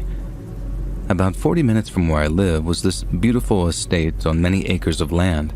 I don't remember the exact numbers, but it was big. The house was 3 stories and very old. The guy who bought the house was an investor of some kind from Florida and wanted to buy a house in this area for some reason.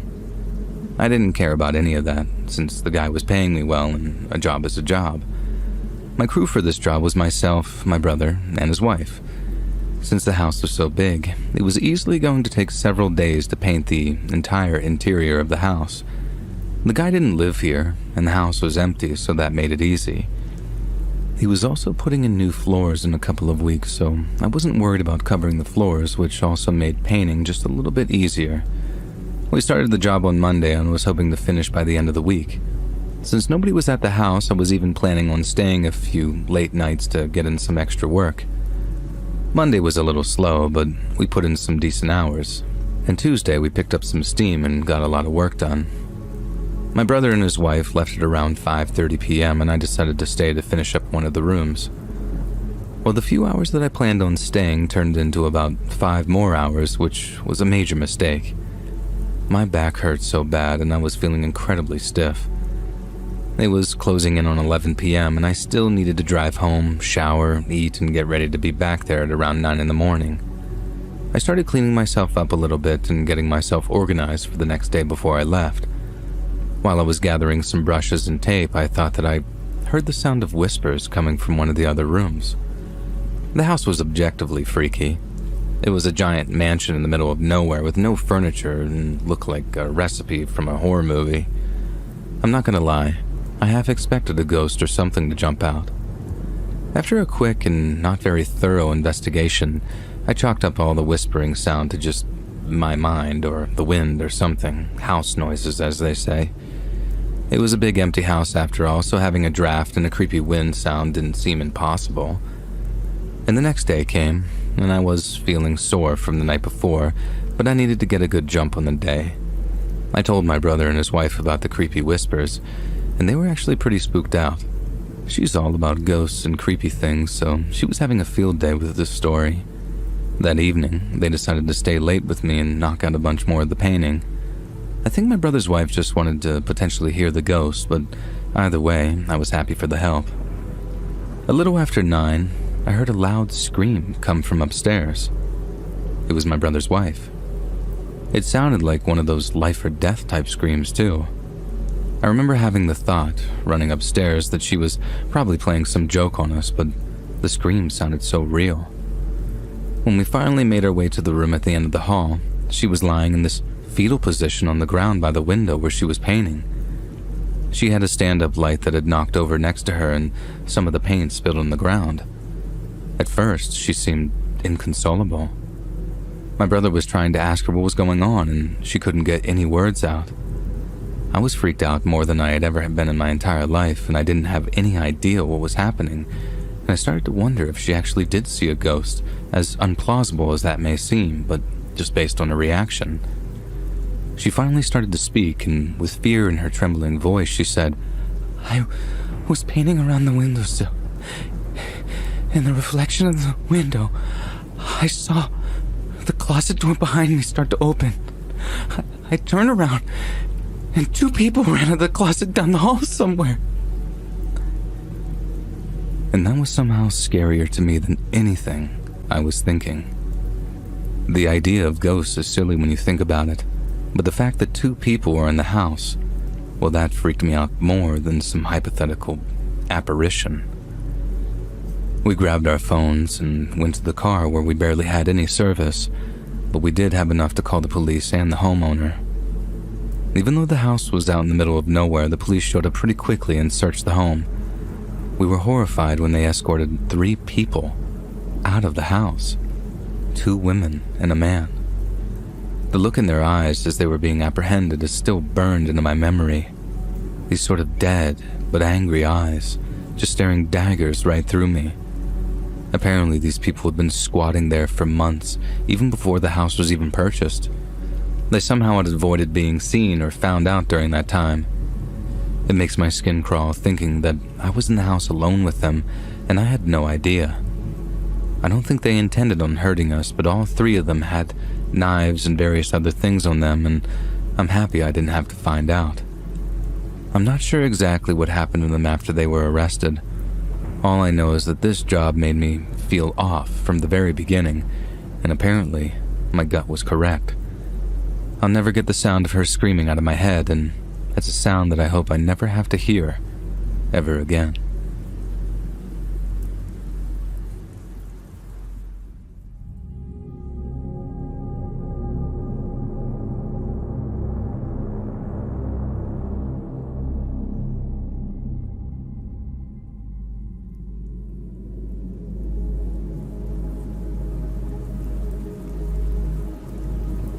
Let the story I'm about to tell you be a lesson for you. Choose your friends carefully, because sometimes the people you think are your friends are the very monsters we're afraid of. I know that sounds kind of cliche, but honestly it's true. This is an absolutely crazy story, and I'm still in awe of how certain individuals can act.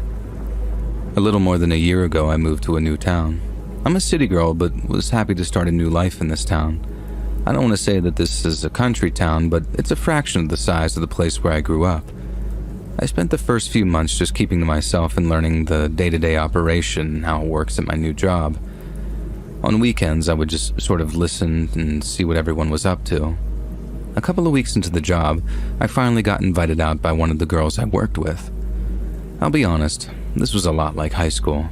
This was the girl that I wanted to hang out with. She was the popular girl at our job, and all the guys liked her, and the girls wanted to hang out with her. Yes, we were adults, and this mindset still applies. We went to some local bar that Friday night after work. I wasn't drinking much since I didn't want to make a fool of myself with my potential new friends.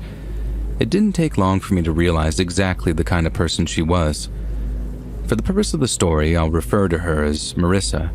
She was getting that wild level of intoxicated, and it was uncomfortable. I laughed along and just hoped the night would end soon. I made sure all the girls got an Uber home, and I finally headed off myself at around 2 a.m. I was exhausted that night and clearly underestimated these girls. When I woke up in the morning, I had forgotten about a lot of the nonsense from the night before and just remembered the good times. I was happy to have friends and not be alone, and that thought alone blinded me from the reality of who Marissa really was. The next night, we all hung out again, and the night was a copy of the previous nights. Nothing noteworthy other than Marissa being out of control again. That week at work, all week long, Marissa was constantly saying how she couldn't wait to get out again this weekend and that she loved hanging out with me. I was actually flattered and was ready to do it again this upcoming Friday.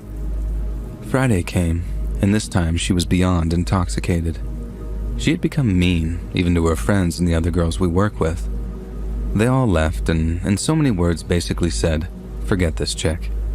I was paraphrasing there since I don't want to write what the girls actually said, and before I knew it, it was just me and Marissa at the bar, and she was barely coherent. I got her home and stayed on her couch to make sure that she was all right. When I woke up in the morning, she was already awake and cleaning her kitchen. She thanked me for the previous night and invited me to a party later in the evening. I knew I didn't have plans, so I of course accepted the invitation. She told me to pick her up at around 10 that night and that she would direct me to the party. She had me excited about the party before we even left the house, and she told me it was going to be an epic party at her friend's barn.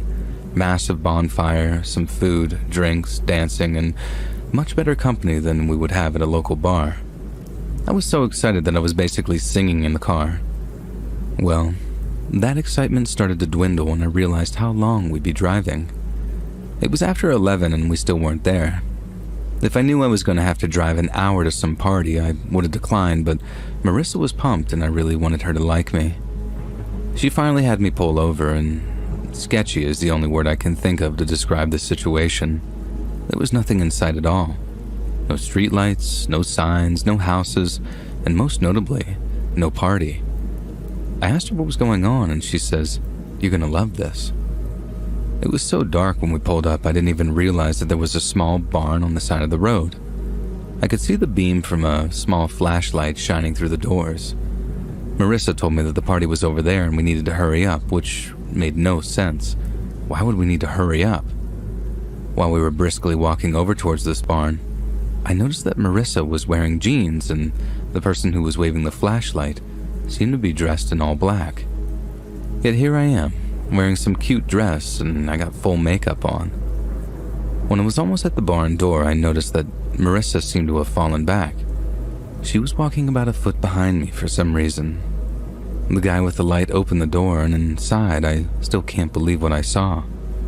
It was one of Marissa's friends from the bar, the one that said not so nice things to her. She was sitting unconscious in a chair. I immediately freaked out and demanded to know what was going on, and Marissa replies, "She disrespected me, and now she's paying for it." I was stunned by the completely unhinged nature of her.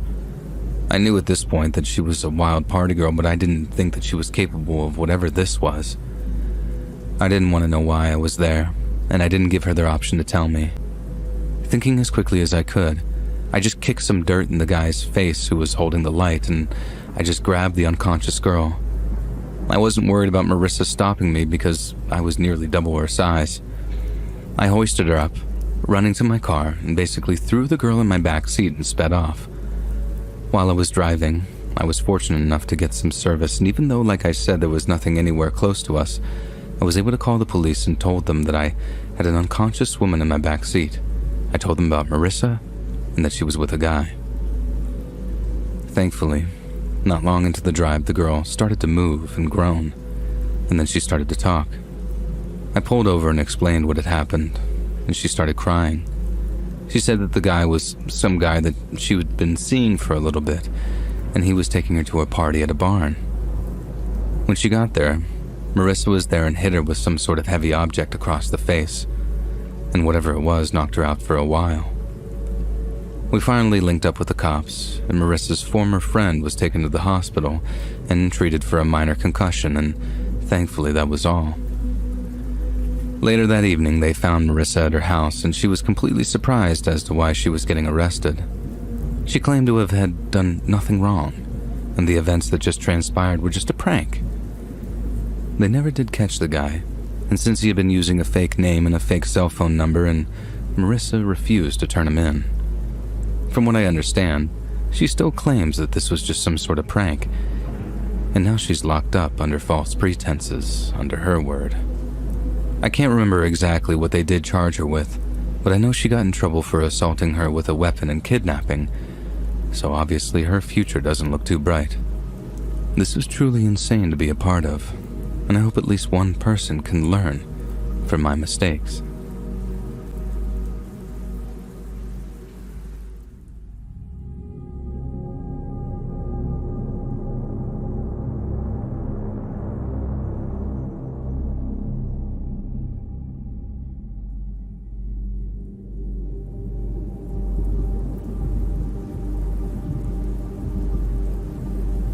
I've always been someone who loved the outdoors, even as a kid growing up in a small city. My parents would have to yell my name from the porch to get me to come in at night, and I grew up when internet was still a relatively new thing and you had to use dial-up to get connected. Now some of you hearing this can probably hear the sound just by me mentioning dial-up. Anyway, the story I'm about to share takes place about 10 to 11 years ago. I was with my girlfriend at the time who I met in college. It was serious, but it was an on-again, off-again relationship. In all honesty, it was full of childish drama, and I was super immature at that point. We made plans to attend a local fair or carnival, whatever you want to call it, with some family and friends.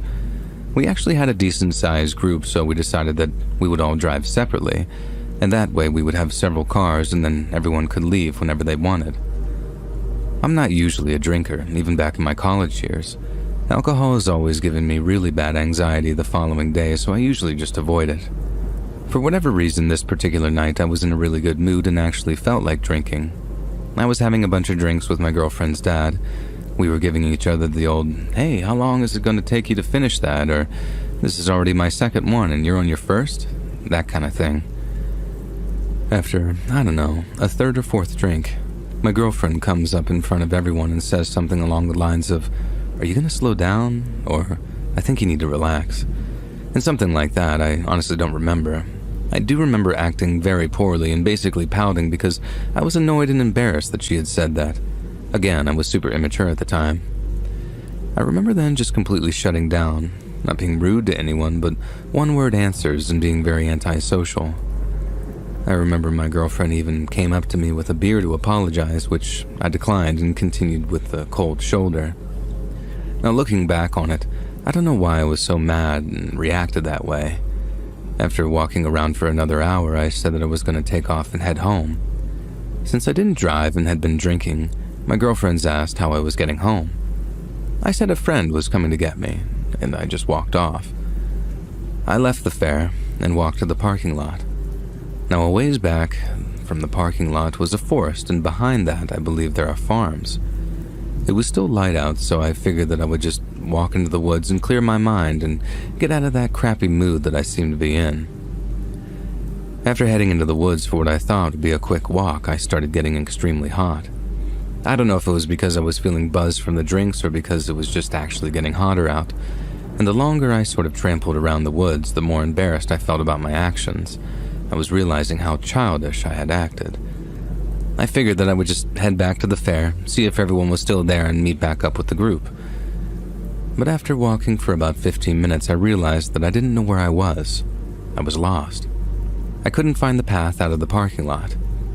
I stayed calm and tried to analyze my surroundings to see if anything would stick out. I started to move towards where I thought I had heard a sound, but realized that I really had no idea what I was doing and where I was going.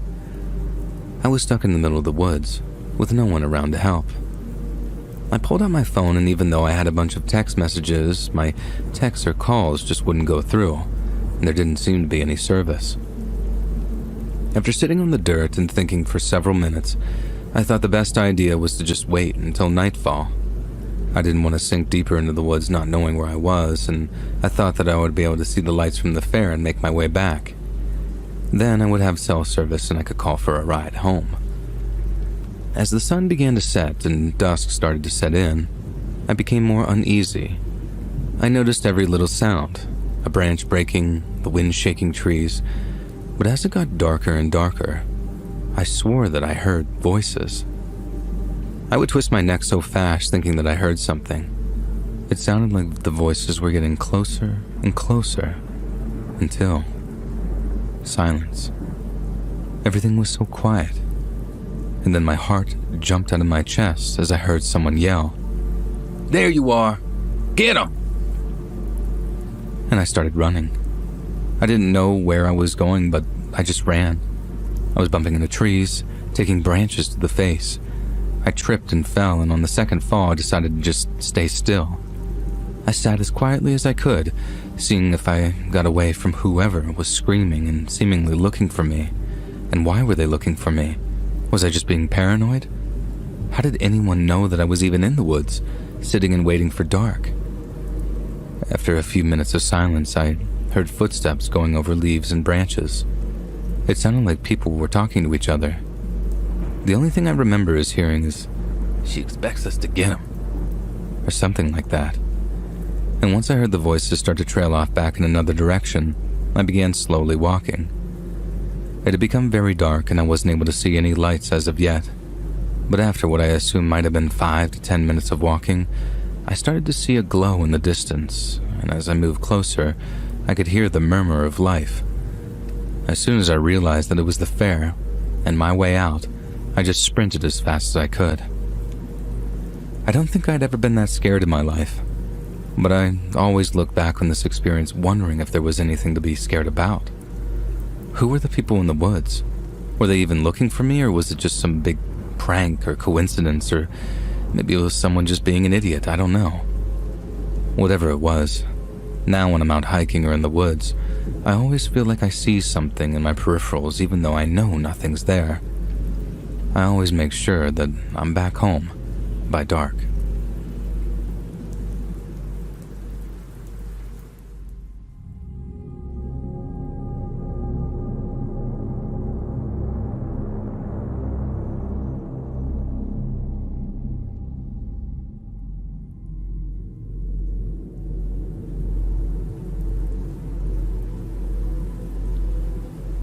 So the events of this story still make me think back to that night, and I'm still trying to process what exactly happened. The events that took place on this strange night were about 10 years ago from the moment I'm writing the story. My friends and I were 17 years old and spent most of our weekends with each other, a habit that started back in elementary school, playing video games and sleeping at each other's houses. All through middle school and high school, this was our weekend routine. At one point during senior year, we decided that we wanted to mix things up a little bit by taking a little night drive. It was myself, who had a license and a car at this point, and my two friends, Robbie and Scott. My parents trusted us because, all things considered, we were good kids. The night started out like most nights. Scott and Robbie showed up at the house to sleep over for the night.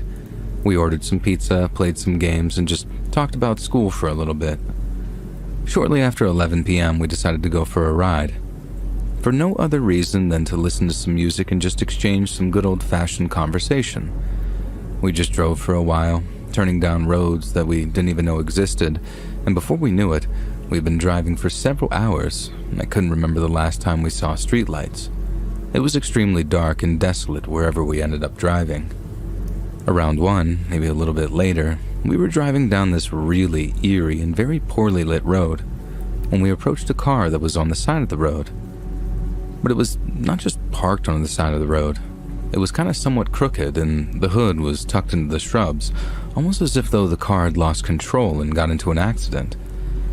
The red taillights were still giving off a soft glow on the road, and Robbie suggested that we look in case someone fell asleep at the wheel or something bad really happened.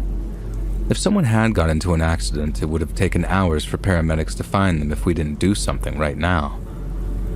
We slowly and cautiously approached the vehicle. It was an older red Honda Civic. We got out of our car slowly and began approaching this red car. Robbie said in this really brave voice, "Hey, anybody there? You hurt?" And there was no response. And as we got closer, I shouted, "Wait." While we were walking over, I started to make out some type of figures in the back seat just sitting up. And Robbie shouted again, and this time with a bit of urgency in his voice, "Hey, are you okay?" Again, there was no response. No noise at all except for the motor of my car running several feet behind us. After a moment, Robbie finally said whatever and approached the red car, and we followed closely behind him, even though I felt something was wrong in my gut. We all were shaken with immediate fear as we went up to the window. There was, in fact, a person in the back seat, but almost more hauntingly, it was a mannequin, not a real person. And my first thought was, who in God's name would drive around with essentially a lifelike doll in the back seat? Admittedly, we got a good laugh out of this for a moment, but then the paranoia of this situation came back. Robbie continued to scream if anybody needed help or assistance, but there was still no response. And this is when I noticed that this mannequin had something in its plastic hands. It looked like some sort of tape, a VHS tape. Without thinking, I took the tape, and I didn't even tell my friends until later that night. We decided to just call the police, which we should have done in the first place, and we reported this abandoned car. The police asked for the license plate number, and that's when we noticed that there was no license plate on the car. Whoever ditched this car either didn't have plates or took those plates with them, and all they left behind was that creepy mannequin with that old VHS tape. So we made our statement and told the cops the location of the car and left. Later that night, while we were talking about this incident and just how crazy it was, and that's when I told my friends about that tape that I took from the car. In a sort of shock and perhaps a bit upset that I didn't mention it before, they of course wanted to watch it right away. On the sticker in front of the tape was this plain white sticker that only just said, "Watch me," written in black marker with very crudely drawn skull and bones. I had some pause, but decided that we had to watch it. Curiosity was getting the best out of all of us at this point, and I found my parents' old VHR in the crawl space and hooked it up to the TV. The tape began with about 5 seconds of a black screen and just the sound of a static tone. Then a man came on the screen with a beard and long hair. The quality of the tape was horrible. He stared into the camera, almost as if though he were staring right at us, and he wore a red flannel and sat at a table next to what appeared to be a workbench of some kind. He stared into the lens for 2 minutes straight without saying a single word. We watched the time, and it was the most unsettling 2 minutes of my entire life. And after those 2 minutes, he laughed, and then sort of morphed that laugh into a cry, all while staring directly into the lens, and finally said in this sort of low, monotone voice, "This tape belongs to me, and I know you have it. I'll find it again, and you'll be sorry." He then followed this with another horrible laugh and cry combo. We then fast-forwarded the tape for several minutes, and nothing else was said other than a few laughs and just this strange man staring at the camera. And finally, it just cut to black, and it ended. Now, after a bit of conversation about this situation, being stupid kids, we decided not to give the tape to the police. I just kept it.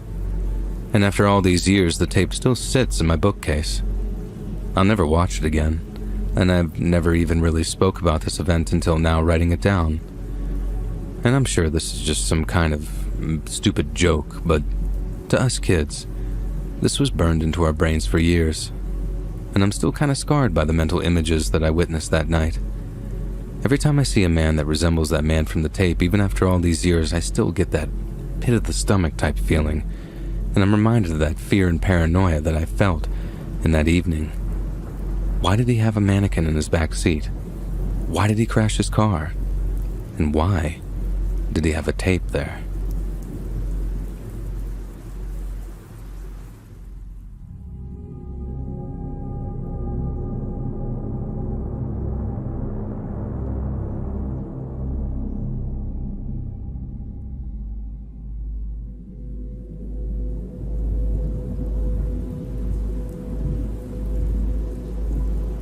When I was 25 years old, I was desperate to move out of my house. Most of my friends were either in college or have moved somewhere else. I was still living at home with my parents, and sometimes I wondered if living under a bridge would be better. Obviously, I knew it wouldn't, but that's how badly I needed and wanted my own space. I was checking online for listings, and I found a bunch of places in my area to rent on the Facebook Marketplace. I couldn't believe how easy it is to rent a place in this time that we live in. Being young and stupid and probably a little naive, I found a listing on Marketplace that was the definition of too good to be true. It was an entire 2-story house with 4 bedrooms, 2 bathrooms, a garage, and a finished basement. The pictures made this place look incredible. I messaged the guy, and since I was so eager, I asked if we could meet when I left work that night at 8 p.m. He agreed, and I was already mentally planning my setup for the house. After work, when I was driving over, it dawned on me that out of all the pictures, there wasn't any outside of the house or the finished basement. I didn't really think too much about it, but the thought did cross my mind. I pulled into the house at around 8:15, and the outside looked a little rough, and the neighborhood didn't seem ideal, but I was ignoring all that because I kept telling myself that this was an entire house just for me. I knocked on the front door, and the sort of disheveled man answered the door. I walked in, and the pictures didn't really look like the house at all. The inside looked old, and honestly, the more I looked at it, it looked like it was falling apart. I was standing in the living room with this strange man, and also standing in there was a frail-looking woman. She was so skinny that it looked like her shirt was practically falling off of her shoulder. I felt in situations like this, the person renting the house or trying to sell the house would walk you around or show you the interior. But these 2 people sort of just stood there. The guy finally mumbled something like, "Yeah, so, this is it. I should have said on the listing, but it's cash only." I asked if I could look around, and he looked kind of annoyed, but accepted. I looked into one of the rooms on the main floor and saw that the place was completely dilapidated. I knew I didn't want the place anymore, and I didn't need to look at the rest of the house. I walked back into the living room and just said to the guy, "Hey, thanks for meeting me, man, but unfortunately, I'm gonna have to pass." The woman looked like she was going to cry, and the man said, "I know it needs a little work, but you should see the basement." The woman ran over to the door and opened it. She held her arms out, pointing to the basement as if presenting me with some sort of prize. Since I'd had a really hard time saying no, I walked over and stood on top of the stairs. I was thinking, no way, as soon as I looked into the darkness at the bottom, and I could hear the man say to me, "The light switch is downstairs, just go down and we'll be right behind you." The woman put her hand on my shoulder and just sort of lightly started to nudge me. I guess that was all I needed to push me in the right direction to get out of there. I turned around and started walking toward the door and thanked them for their time. Well, the guy didn't like that. He seemed to run over and stood in front of the door. The already creepy and disheveled man now looked even more unsettling. He was staring at me with these sort of bulbous eyes and started to reach into his back pocket. And as he stared directly into my eyes, he said, "You said you wanted a place. Pay up, or you're not leaving." I lied and I told him I didn't have the money. He started to walk toward me and seemed to size me up. I could see in my peripheral vision that the woman was moving closer behind me. The man started to struggle to grab whatever he was concealing in his back pocket, and I used this opportunity and reacted instantly. I ran through the guy and towards the door. When I went to open it, I noticed that it was locked. This guy must have locked the door when I wasn't looking. I hurried and unlocked the door and just made a mad dash for my car. And I heard that woman screaming from the inside and the man seemingly running after me. As I started to drive away, I could see that he was standing at the bottom of the driveway. Thank Christ, I never saw any sort of car pursue me. I don't think these two had a car, if I'm being honest. I was so terrified that I didn't drive home that night, and feeling a sense of urgency and concern for my safety, I immediately went to the nearest police station to report the incident. Now, the officers listened attentively to my account and assured me that they would look into the matter. They decided to visit the house, but apparently upon their arrival, the couple was nowhere to be found. It appeared that they were squatters or had hastily vacated the premises before the police arrived. And although I never discovered their true intentions, I was relieved that they weren't there anymore. And the police assured me that they would keep an eye on the area and encouraged me to reach out if I encountered any further issues. All I know is that I'm never looking on Facebook Marketplace for a place to rent ever again.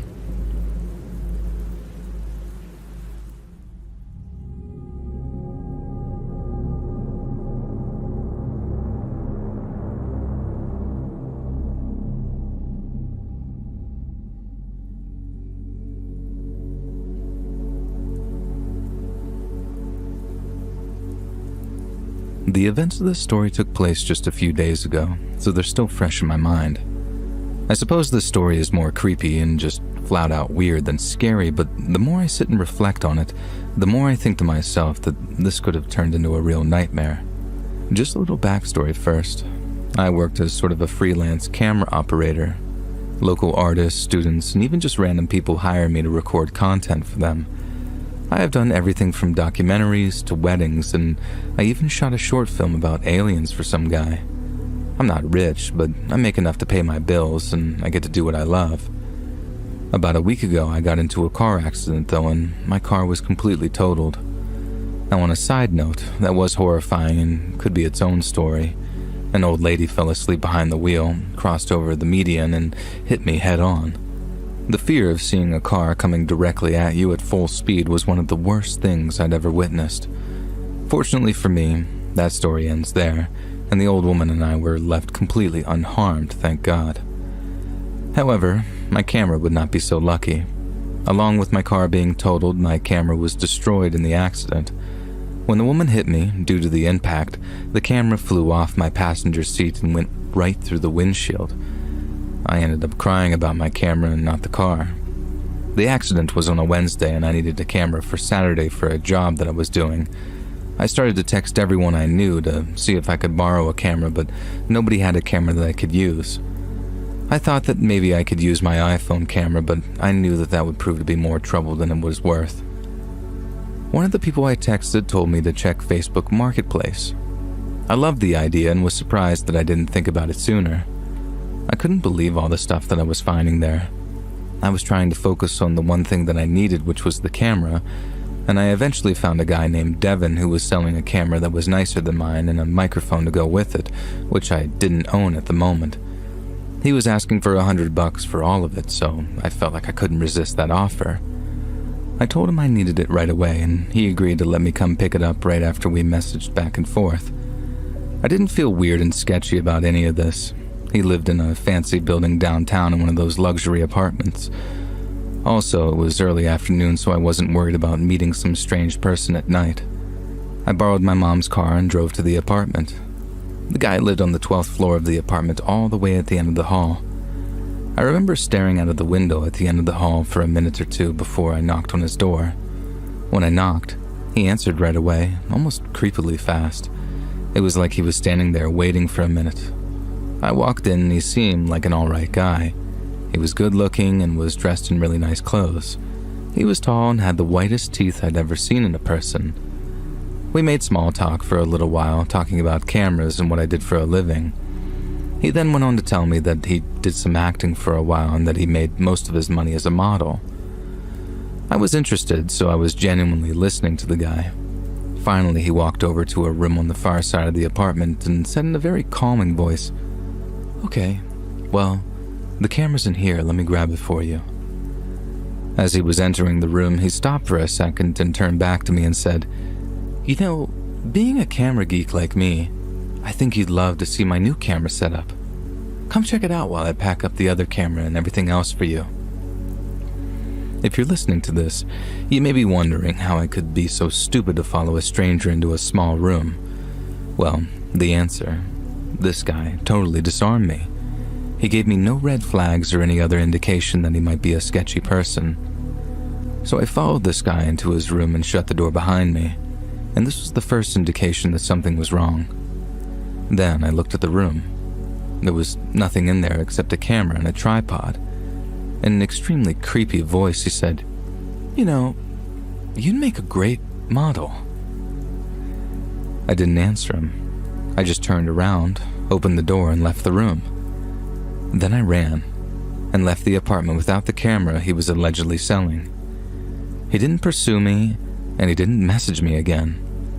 That was the end of that encounter, so I realized that nothing technically happened to me, but once that door shut behind me, and he was standing over me, I knew something wasn't right.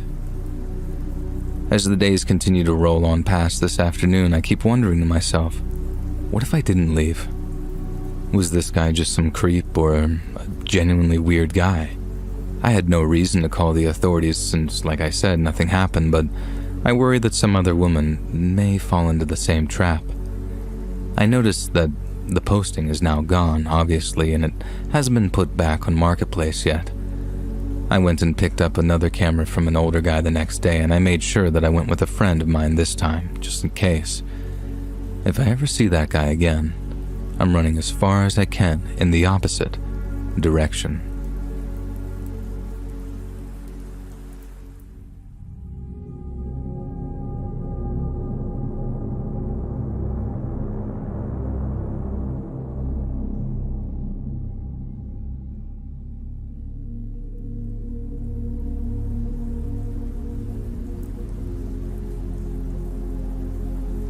After graduating from college, I recently moved to a new town and I'm still trying to get settled in.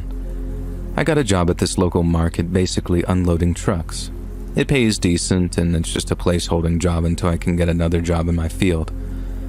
More than anything, I like the scenery of the surrounding area of my job. The building is located right on the side of a lake, so when we're outside unloading trucks, I at least get to stare at the beautiful lake.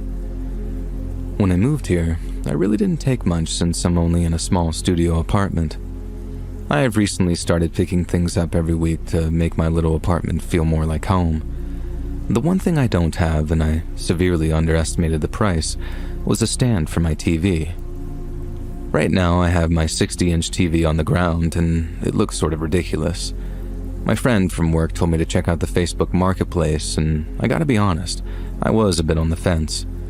I remember growing up and everyone was talking about how sketchy places like Craigslist were, and I just assumed Marketplace was the new version of that. The friend who told me about Marketplace showed me a whole bunch of pictures on his phone of stuff that he bought on Marketplace for cheap. Basically, he got an entire living room set in perfect condition for $100. He explained to me that a lot of people are always looking to get rid of stuff, and sometimes they'll basically give it away for next to nothing. We searched for TV stands, and I was excited to see all the stands on Marketplace for way cheaper than I was expecting. The first one I clicked on, I loved. The stand was specifically for a 60-inch TV, and the woman listing it said that she needed to get rid of it right away because she's moving at the end of the month. She was only asking for $25 for this beautiful wooden stand. I understand for most this may be a red flag, but because I was listening to everyone tell me how good the deals were out there, I just assumed this was normal. I didn't even bother looking at this woman's profile or any information, just the contact information in the post. I messaged her and got a response back within a few minutes. We exchanged some messages talking about the stand, and I told her that I wanted it, and this is where things started to get a little weird. Our schedules didn't line up, and she told me that she only had a few more days to get rid of the stand. I told her that I worked Monday through Friday from 6 a.m. to 3 p.m., but she worked from 2 p.m. to midnight, and I wasn't going to drive 30 minutes away at midnight when I have to wake up at 4:30 in the morning for work. She then suggested to me that she could meet me at the lake next to my job at 5 a.m. before I start work. Not far from where I work is a parking lot where you could park if you wanted to walk the various trails around the lake. We agreed to meet there at 5 the next day, and I would purchase the stand. I felt a little bad about making her do this when I wouldn't make the late-night trip to see her, but she claimed that she didn't mind and was willing to do whatever she needed to do to get rid of this stand. I was just happy to finally get my TV off the ground. The next morning was one of those damp and foggy mornings. If it wasn't for the fact that I was getting my TV stand, I would have probably hit the snooze like 2 or 3 times. I pulled into the parking lot of the lake just a few minutes before 5. I parked right in the center of the big parking lot and pulled out my phone. I sent her a message saying that I was here and just to message me whenever she got there, no hurry. A few minutes later, I got a message from her. It said something like, "Sorry, I'm just seeing this. I'm already here, actually. I'm in the van parked by the big tree in the corner." I looked all around and sure enough, in the back corner of the parking lot was a van. It was so dark at this time of the morning that I didn't even notice the van when I pulled in. I started to drive over, and as my headlights were illuminating the van, I realized that there was nobody inside the van. I stopped my car, still quite a bit of a distance between us, and I messaged her saying, "Hey, there's no one in the van. Are you sure this is you?" And she responded right away and said, "Yeah, I'm in the back of the van getting it ready. Just pull up next to the van and open the back hatch." Something felt very wrong and off about all of this. I slowly pulled up next to the van, but didn't get out. I kept my doors locked and my car running. She messaged me again, "Aren't you going to get out?" I didn't respond. I started to reverse so that my headlights were hitting the windshield of the van. I clearly noticed that there was no one inside the van. No lights at all were on inside that van, and I couldn't understand why she wouldn't just get out. Instead of trying to figure this out more, I decided to drive away. I looked in my rearview mirror, and behind the trees next to the van, I saw 2 people emerge. They had something in their hands, but I couldn't tell what it was since it was so dark. I didn't drive to work just yet and drove to a local gas station to get coffee. I was shaking because the gravity of what had happened just started to set in. While I was sitting in my car in that gas station parking lot, I got a message from that woman again that said, "Good call, bro." I tried to inform the police, but I saw that the listing was gone and so was that profile. They did take all my information, so I'm not sure if there was a way that they can find this seller. I was terrified for days, and I'm still pretty freaked out. I swear I thought I saw that van following me about a week ago, but I'm sure it was just my paranoia. I realized I'm lucky I made it out unharmed, but it did make me realize just how quickly something horrible can happen if you're not paying attention. Be careful meeting anyone online because there are some truly evil people out there.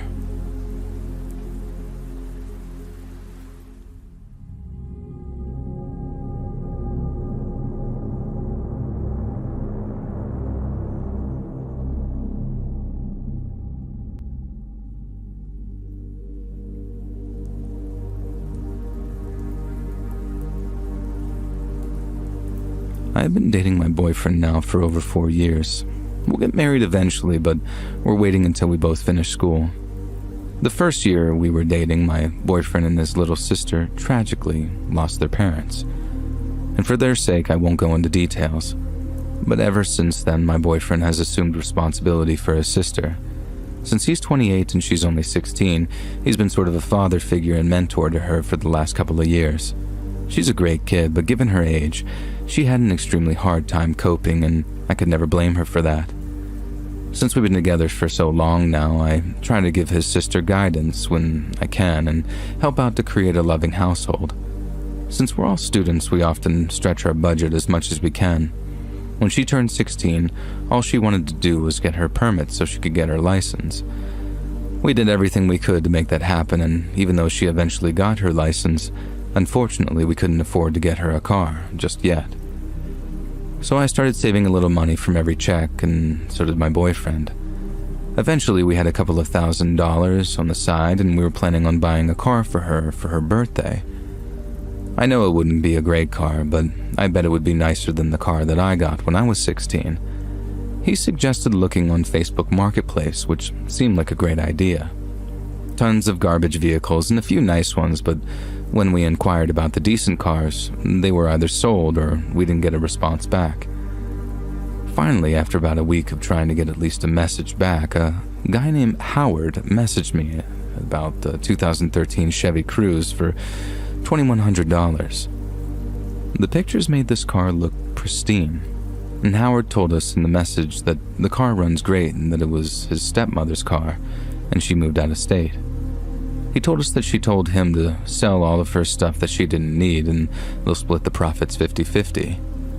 I didn't care about any of that as long as they sold me a working car for my future sister-in-law. We set up a time to meet, and if we liked the car, we told him that we would buy it that day. He told us to come over after 8 p.m. since that's when he'll be out of work. That worked out well for us since we both had class during the day anyway. Obviously, we didn't tell his sister, and she was at a friend's house anyway, so that night we made the drive to go see the car. It was kind of far away, but we really didn't care. If the car was as good as the guy said, then we would have driven over an hour if we needed to. We got to the address that he gave, and it was nearly pitch black. The house was in the middle of nowhere, and it looked completely abandoned, if I'm being honest. I mean, there were boards in the windows. Clearly no one lived there, but my boyfriend can be a complete idiot sometimes. I told him that I didn't think that we were in the right place, and he told me that he thought we were, and maybe this guy is just super poor. I messaged Howard and said, "Hey, we're here, I think. It doesn't look like anyone else is here, though." About a minute later, he responded saying, "Oh, hey, yeah, I'm just finishing up getting the title for the car and everything. Come on inside, and I'll take you out back to see the car." I told my boyfriend that I didn't like this, and it seemed weird. He just always wants to see the good in people and told me not to worry. I begged him not to go inside, but he didn't listen. He told me to stay in the car if I didn't feel safe, so that's exactly what I did. When he got up to the door and walked in, I did see a faint light coming from inside, which helped me feel a little bit better. I got out of the car and moved to the driver's seat. I wanted to be able to drive away as fast as possible in case something wasn't actually right. And while I was getting into the car, I heard yelling coming from the house, and the sort of loud thud, like the sound of something breaking. I froze, just staring at the dark house, and seconds later, my boyfriend ran outside. He was screaming for me to drive, and that memory of him screaming for his life still cuts me inside and makes me sick. He basically dove into the passenger seat as 4 men ran out of the house. My boyfriend wasn't saying anything other than screaming the word "drive, drive," and I drove extremely fast in this rural area until we finally got into a more suburban part of town. And he finally started to catch his breath, and that's when he told me what happened. He said he walked in, and before he could even get any words out, someone hit him over the head with something, and he said he instinctively turned around and pushed someone to the ground, and that was the loud thud that I heard. He said that he instantly ran to the car. He said he didn't even realize that there was more than one guy until we saw all 4 of them come out of the house as we drove off. Obviously, that post was removed and we really had no proof of anything. We did have a couple of screenshots of the car, but the license plate wasn't in the screenshot, and most likely the picture was a fake anyway. We still reported this obviously, but nothing ever happened. It gives me nightmares thinking about the possibility of how many times this worked. I always hoped that nobody would fall for this trick, but I'm not that naive. All I can hope is that somehow, some way, these horrible people were caught, and nobody else has to endure the same nightmare that we did, or even worse.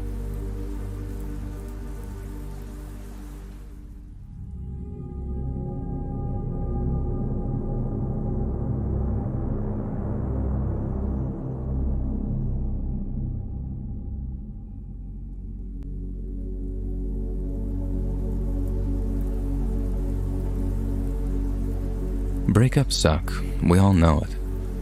Not long ago I broke up with my ex of nearly 10 years. It was over long before then, but I have a hard time ending things. She's a sensitive person, and whenever the subject of ending it came up over the years, well, let's just say that she would go into shutdown mode. I realized prolonging the relationship was making it worse, but I didn't understand that at the time. I also want to mention, to protect everyone's privacy, that I won't be using names or locations in the story. I'm still close with the family, and They've already dealt with enough in their life, and I don't want to bring more stress in there. When I finally ended it for good, it went about as well as you can imagine. She took it horribly, and it was a few rough weeks of fighting, crying, and even some threats. But eventually, the split was final. She moved in with her aunt, who lived about an hour away, I think, but I'm not exactly sure. Since I stayed in the house, I ended up giving her a lot of the furniture, which was fine with me. I make decent enough money that I could afford new couches and whatnot. I planned on going to one of the big chains to get all of my new furniture, but in the short term, I needed something in my house to sit on since I was watching TV in a lawn chair. I looked on Marketplace to see if I could find anyone who was just trying to get rid of some furniture. What I found was this super ugly yellow love seat. I know that sounds disgusting, but I have this weird fascination with the color yellow, so I was all about it. But the most exciting thing to me was that the woman was selling it for $40, and it looked like it had never been sat on before. I messaged the woman and set up a time to come see the love seat. She lived about 40 minutes away, but I didn't mind the drive. I drove out to the small house that sat in a sort of semi-secluded area. I knocked on the door, and an elderly woman answered. I told her that I was there for the love seat, and she looked scared. She screamed that she didn't know who I was or what I was talking about, and she slammed the door in my face. I went back to my car and checked the address in my messages. This was clearly the address, so I messaged her and told her that I was there, but a woman closed the door on me. This woman responded several minutes later and said, "Oh my gosh, I'm so sorry, that's my grandmother. I live in the garage out back. Just walk out back and come on in." I was a little annoyed, but I wanted that love seat, so I made my way to the garage that was in the backyard, as she said. I knocked on the door, and this sort of muffled voice responded saying, "Come in." So I walked in and looked around, but I didn't see a love seat, and in fact, the inside was just a normal garage. I shouted hello, but I didn't hear an answer. And just as I was about to leave from an adjacent room, a small person seemed to charge me. This figure had enough of a surprise startle me that she was able to jump on me, knocking me off my feet. She was wearing something on her head, and it was dark in the garage, so I wasn't able to see her face. She was yelling and screaming, and finally whatever it was came off. And I saw. It was my ex-girlfriend. I'm not even joking. I was so flabbergasted, and I was able to push her off, and instead of running, I just got up and started yelling at her. Her tone changed instantly from erratic to crying her eyes out. I went over to try and console her, even though I was furious and very, very confused. She was uncontrollably crying. I was trying to calm her down, and that's when it happened. She pulled out like some box cutter or something like that, and just cut my shoulder. In that moment, I screamed, wincing in pain, and ripped the small blade out of my shoulder and just threw it to the ground. I started to howl, and in the 10 years of knowing this woman, I'd never seen her act or sound like this. She grabbed the blade off the ground and started to slash the air in front of me. I think she was trying to make contact with me, but in between all of her sobs, she was just thankfully unsuccessful. I was able to get to my feet, running to my vehicle screaming, and I called the police right away and informed them of what had happened. They showed up pretty quickly, and thank God she was arrested. Getting attacked was horrifying, but watching someone I care about be taken away by the police was incredibly traumatic. The woman I watched get put in the back of the police car was not the same woman I used to love. I still can't believe her plan actually worked. There was no guarantee that I would ever check Marketplace for furniture, but I did. She knew I would be attracted to this ugly yellow couch if I did, and she was right. She told me that she was moving in with her aunt, which was true. Her aunt lived several houses down from that poor elderly woman who had to deal with the fallout of all this nonsense. And the last thing I knew was that she was being moved somewhere to get treatment. I decided not to press criminal charges, and I'm even helping with some of her medical bills. Sometimes it's the people closest to us that can cause us the most harm. I don't know what clicked off in her brain that made attacking me seem like some sort of solution. I feel terrible for her, and I truly hope that she gets all the help that she needs.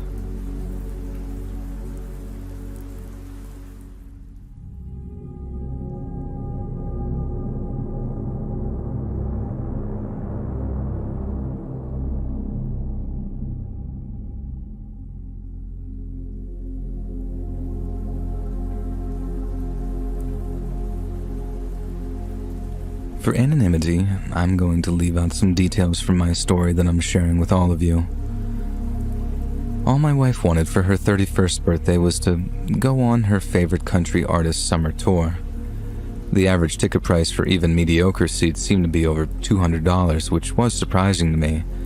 I didn't go to many concerts, but I thought it would be cheaper than that. Anyway, I got lucky, and the tour was coming pretty close to our hometown, and I knew that it would be the perfect gift. The tickets were going to be on sale on a Tuesday, and since I was working, I was going to get online and grab them after work. Well, again, my ignorance of the concert scene came into play, and the show sold out almost immediately, and I saw that there was absolutely nothing available when I got home from work. I was texting with one of my buddies, and he told me that I could look on the secondary market for seats, but I would probably have to pay an upcharge. I was excited that there was still a chance, though. I began scrolling through the main sites, StubHub, Vivid Seats, and all those others. After limited success, I switched gears and began looking at Craigslist and Facebook groups and markets to see if I could find anything from a local seller.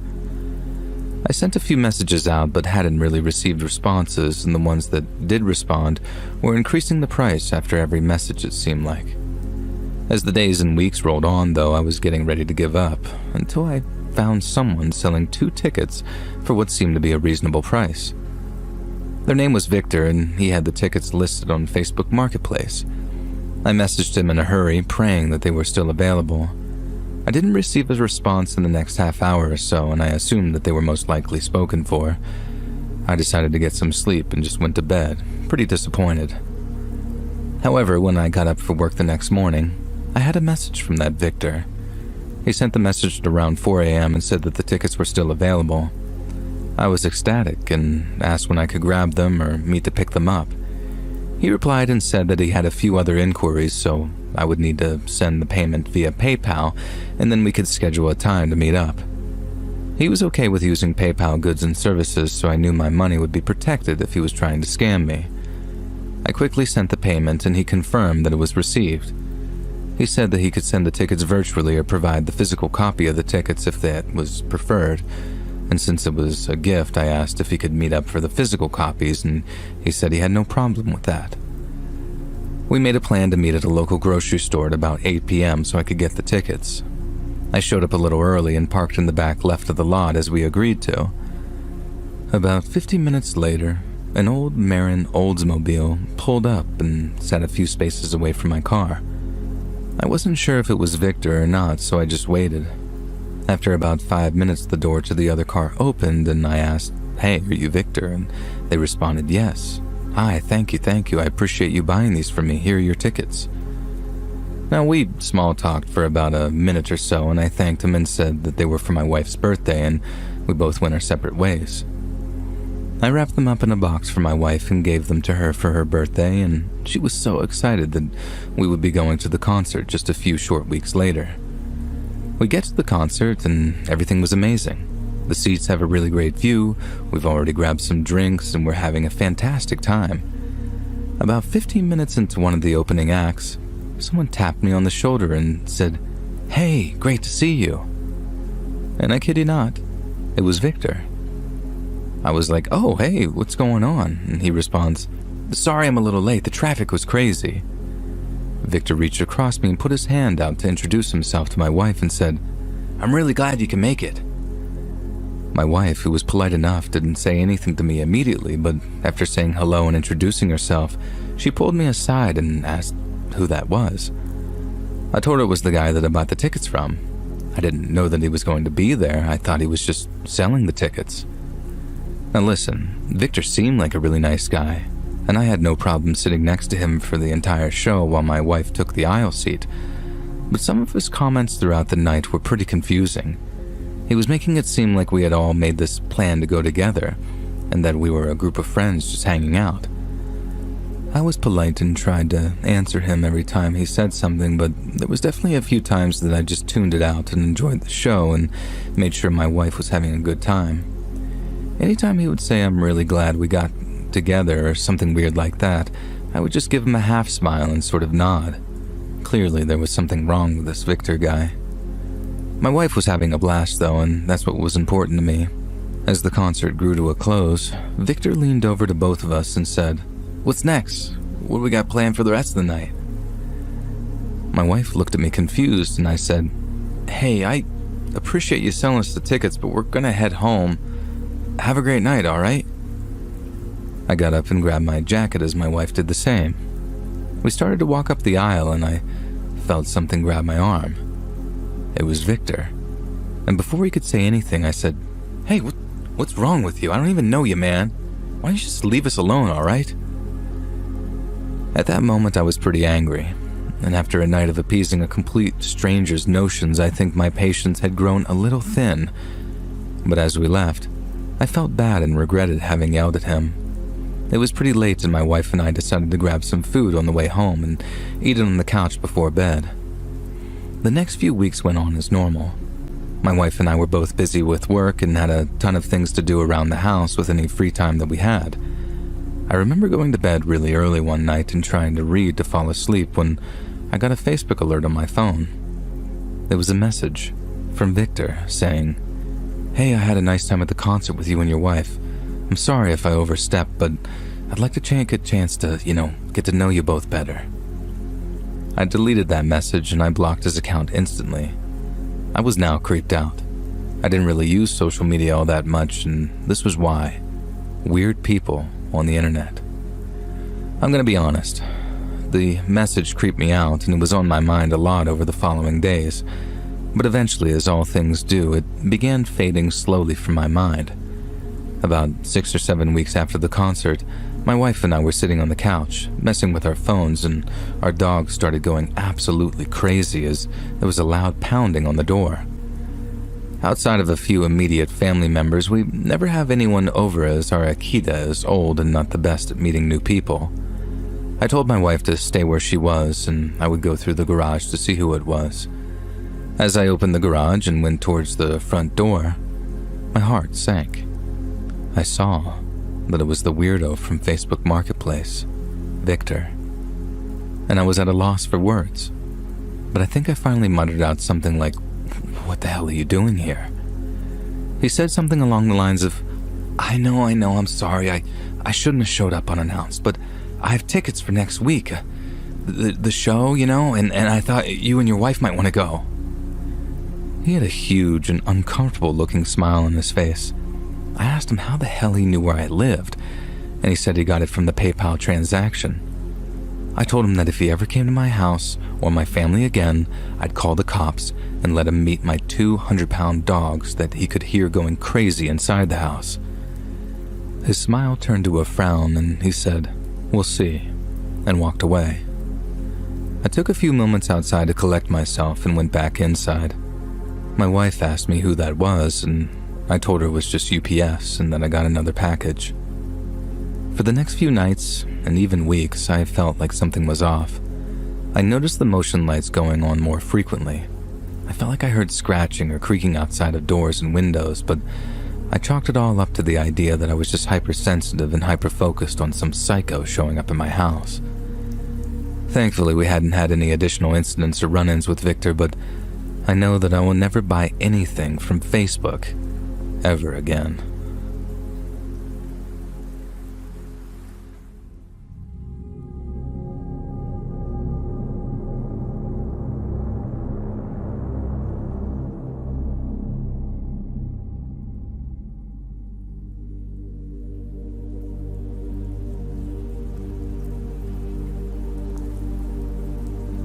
Going through a hard breakup can make you do some things you're not proud of. For a lot of people, it's going out and meeting someone to rebound, which is never a good thing. For some people, you can meet a rebound without even realizing it, and that's what's happened to me about a year ago. I was with my ex for 6 years when we finally broke up. It hit me pretty hard, and I was struggling for a little bit. We bought a house together, but she kept the house. I honestly didn't want to stay there since it just depressed me being there. And so, with my now limited funds, I found myself a cheap place to rent until I could get on my feet and afford a nicer spot. I literally let her keep everything when we broke up, so I didn't have really anything to my name. I found a month-to-month place to rent on Marketplace, and that's when I realized that there was a ton of stuff on Marketplace to actually buy. I bought a couch, a recliner, a TV, and anything you could really think of, and I felt like a king saving all this money. The one thing I didn't have, though, was tables and chairs, which made it sort of hard to have people over to either play games or just even eat food. I found this girl, we'll call her Leah, who was selling a table and chairs, and they looked nice and in great shape, so I messaged her. Now, long story short, I went and looked at the tables and chairs, and they were beautiful. While I was there loading up the chairs in my truck, I started talking to her. And it turned out she also just went through a horrible breakup, and she was just unloading a bunch of stuff. Well, our small talk turned into 2 hours of laughing and joking in her driveway. We ended up exchanging numbers and set up a little date to go out and grab a drink that weekend.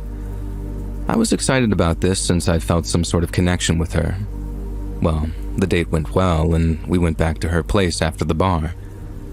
That night led to several more dates, and before I knew it, I was seeing this girl on a regular basis. About a month later, I noticed some weird things happening. I would go to the bathroom and my phone would just be in different places, or my computer screen, which was idle, was now turned on. I figured that she was trying to snoop, which honestly I had nothing to hide, so I really didn't push it and just shrugged it off. I figured she would realize quickly that I wasn't hiding anything and she would just eventually stop going through my stuff. One night we started hanging out after we both got home from work. I could tell that she was upset, so I asked her what was going on.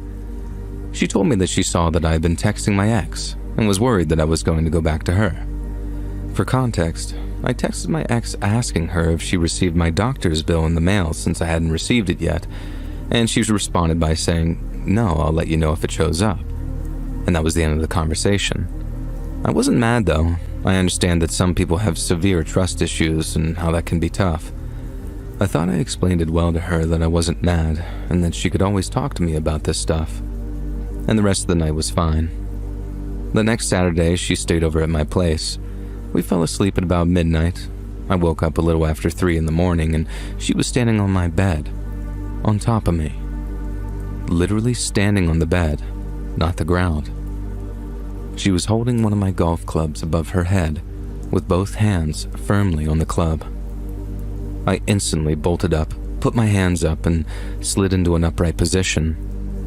I asked her what was going on and if she was all right, and she was practically sobbing. I could barely understand her at first, and then she was able to get the words out as she said, "I know you're hiding something. Where is it?" And I truly had no idea what she was talking about. I slid out of bed while she was still sobbing, and thankfully she caught me just a second too late, and she struck the club down and missed me by just a few inches. I ran out into the living room and I couldn't believe my eyes. She'd torn up my home. And I mean ripped the pillows open, knocked over bookshelves, and went through all the cabinets in the kitchen. My computer was open and I could see tons of tabs open. I started to get livid because of all the stuff she had ruined. She came out of the bedroom, and no golf club in hand, but she still was bawling. She was begging me to forgive her and claiming that she didn't mean to destroy everything. And then, like the flip of a switch, the tears and sobbing turned into anger, and she started to yell, saying, "I'm just so hurt about Nicole." And I'm sure I looked confused since I had no idea who Nicole is or who she was talking about. And I tried to defend myself, but she just kept yelling that she knew about Nicole. She's seen everything, she's seen everything. And then, with almost no notice, she charged me and pulled out some sort of knife from her waistband. Thankfully, I am a bigger guy and I was able to hold her back until I could reach the door. And once I got to the door, I ran as fast as I could to the local corner store, which was open 24 hours. I immediately told them to call the police, which thank God they did, and the police showed up pretty quickly. I explained to them everything, and this whole ordeal ended up just being a bigger nightmare. It turns out that Leah was unfortunately not well, obviously. I'm not exactly sure what she ended up being diagnosed with, but I was really sad for her. She is a sweet girl, and I hope she ended up getting the help she needed. I hadn't seen or heard from her since that night, and I still think about that night a lot. The memory of her standing over top of me is something I'll never forget, and ever since I bought that table from her, I haven't used Facebook Marketplace, and honestly, I don't think I ever will. Again.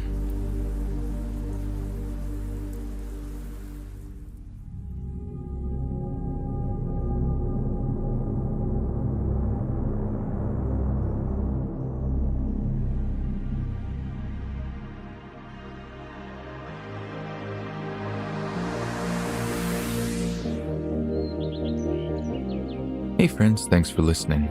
Click that notification bell to be alerted of all future narrations. I release new videos every Monday, Wednesday, and Friday at 7 p.m. Eastern Standard Time. If you got a story, be sure to submit them to my subreddit, r/Let'sReadOfficial, and maybe even hear your story featured on the next video. And if you want to support me even more, grab early access to all future narrations for just $1 a month on Patreon, and maybe even pick up some Let's Read merch on Spreadshirt. And check out the Let's Read podcast, where you can hear all of these stories in big compilations and save huge on data. Located anywhere you listen to podcasts. Links in the description below. Thanks so much, friends, and I'll see you again soon.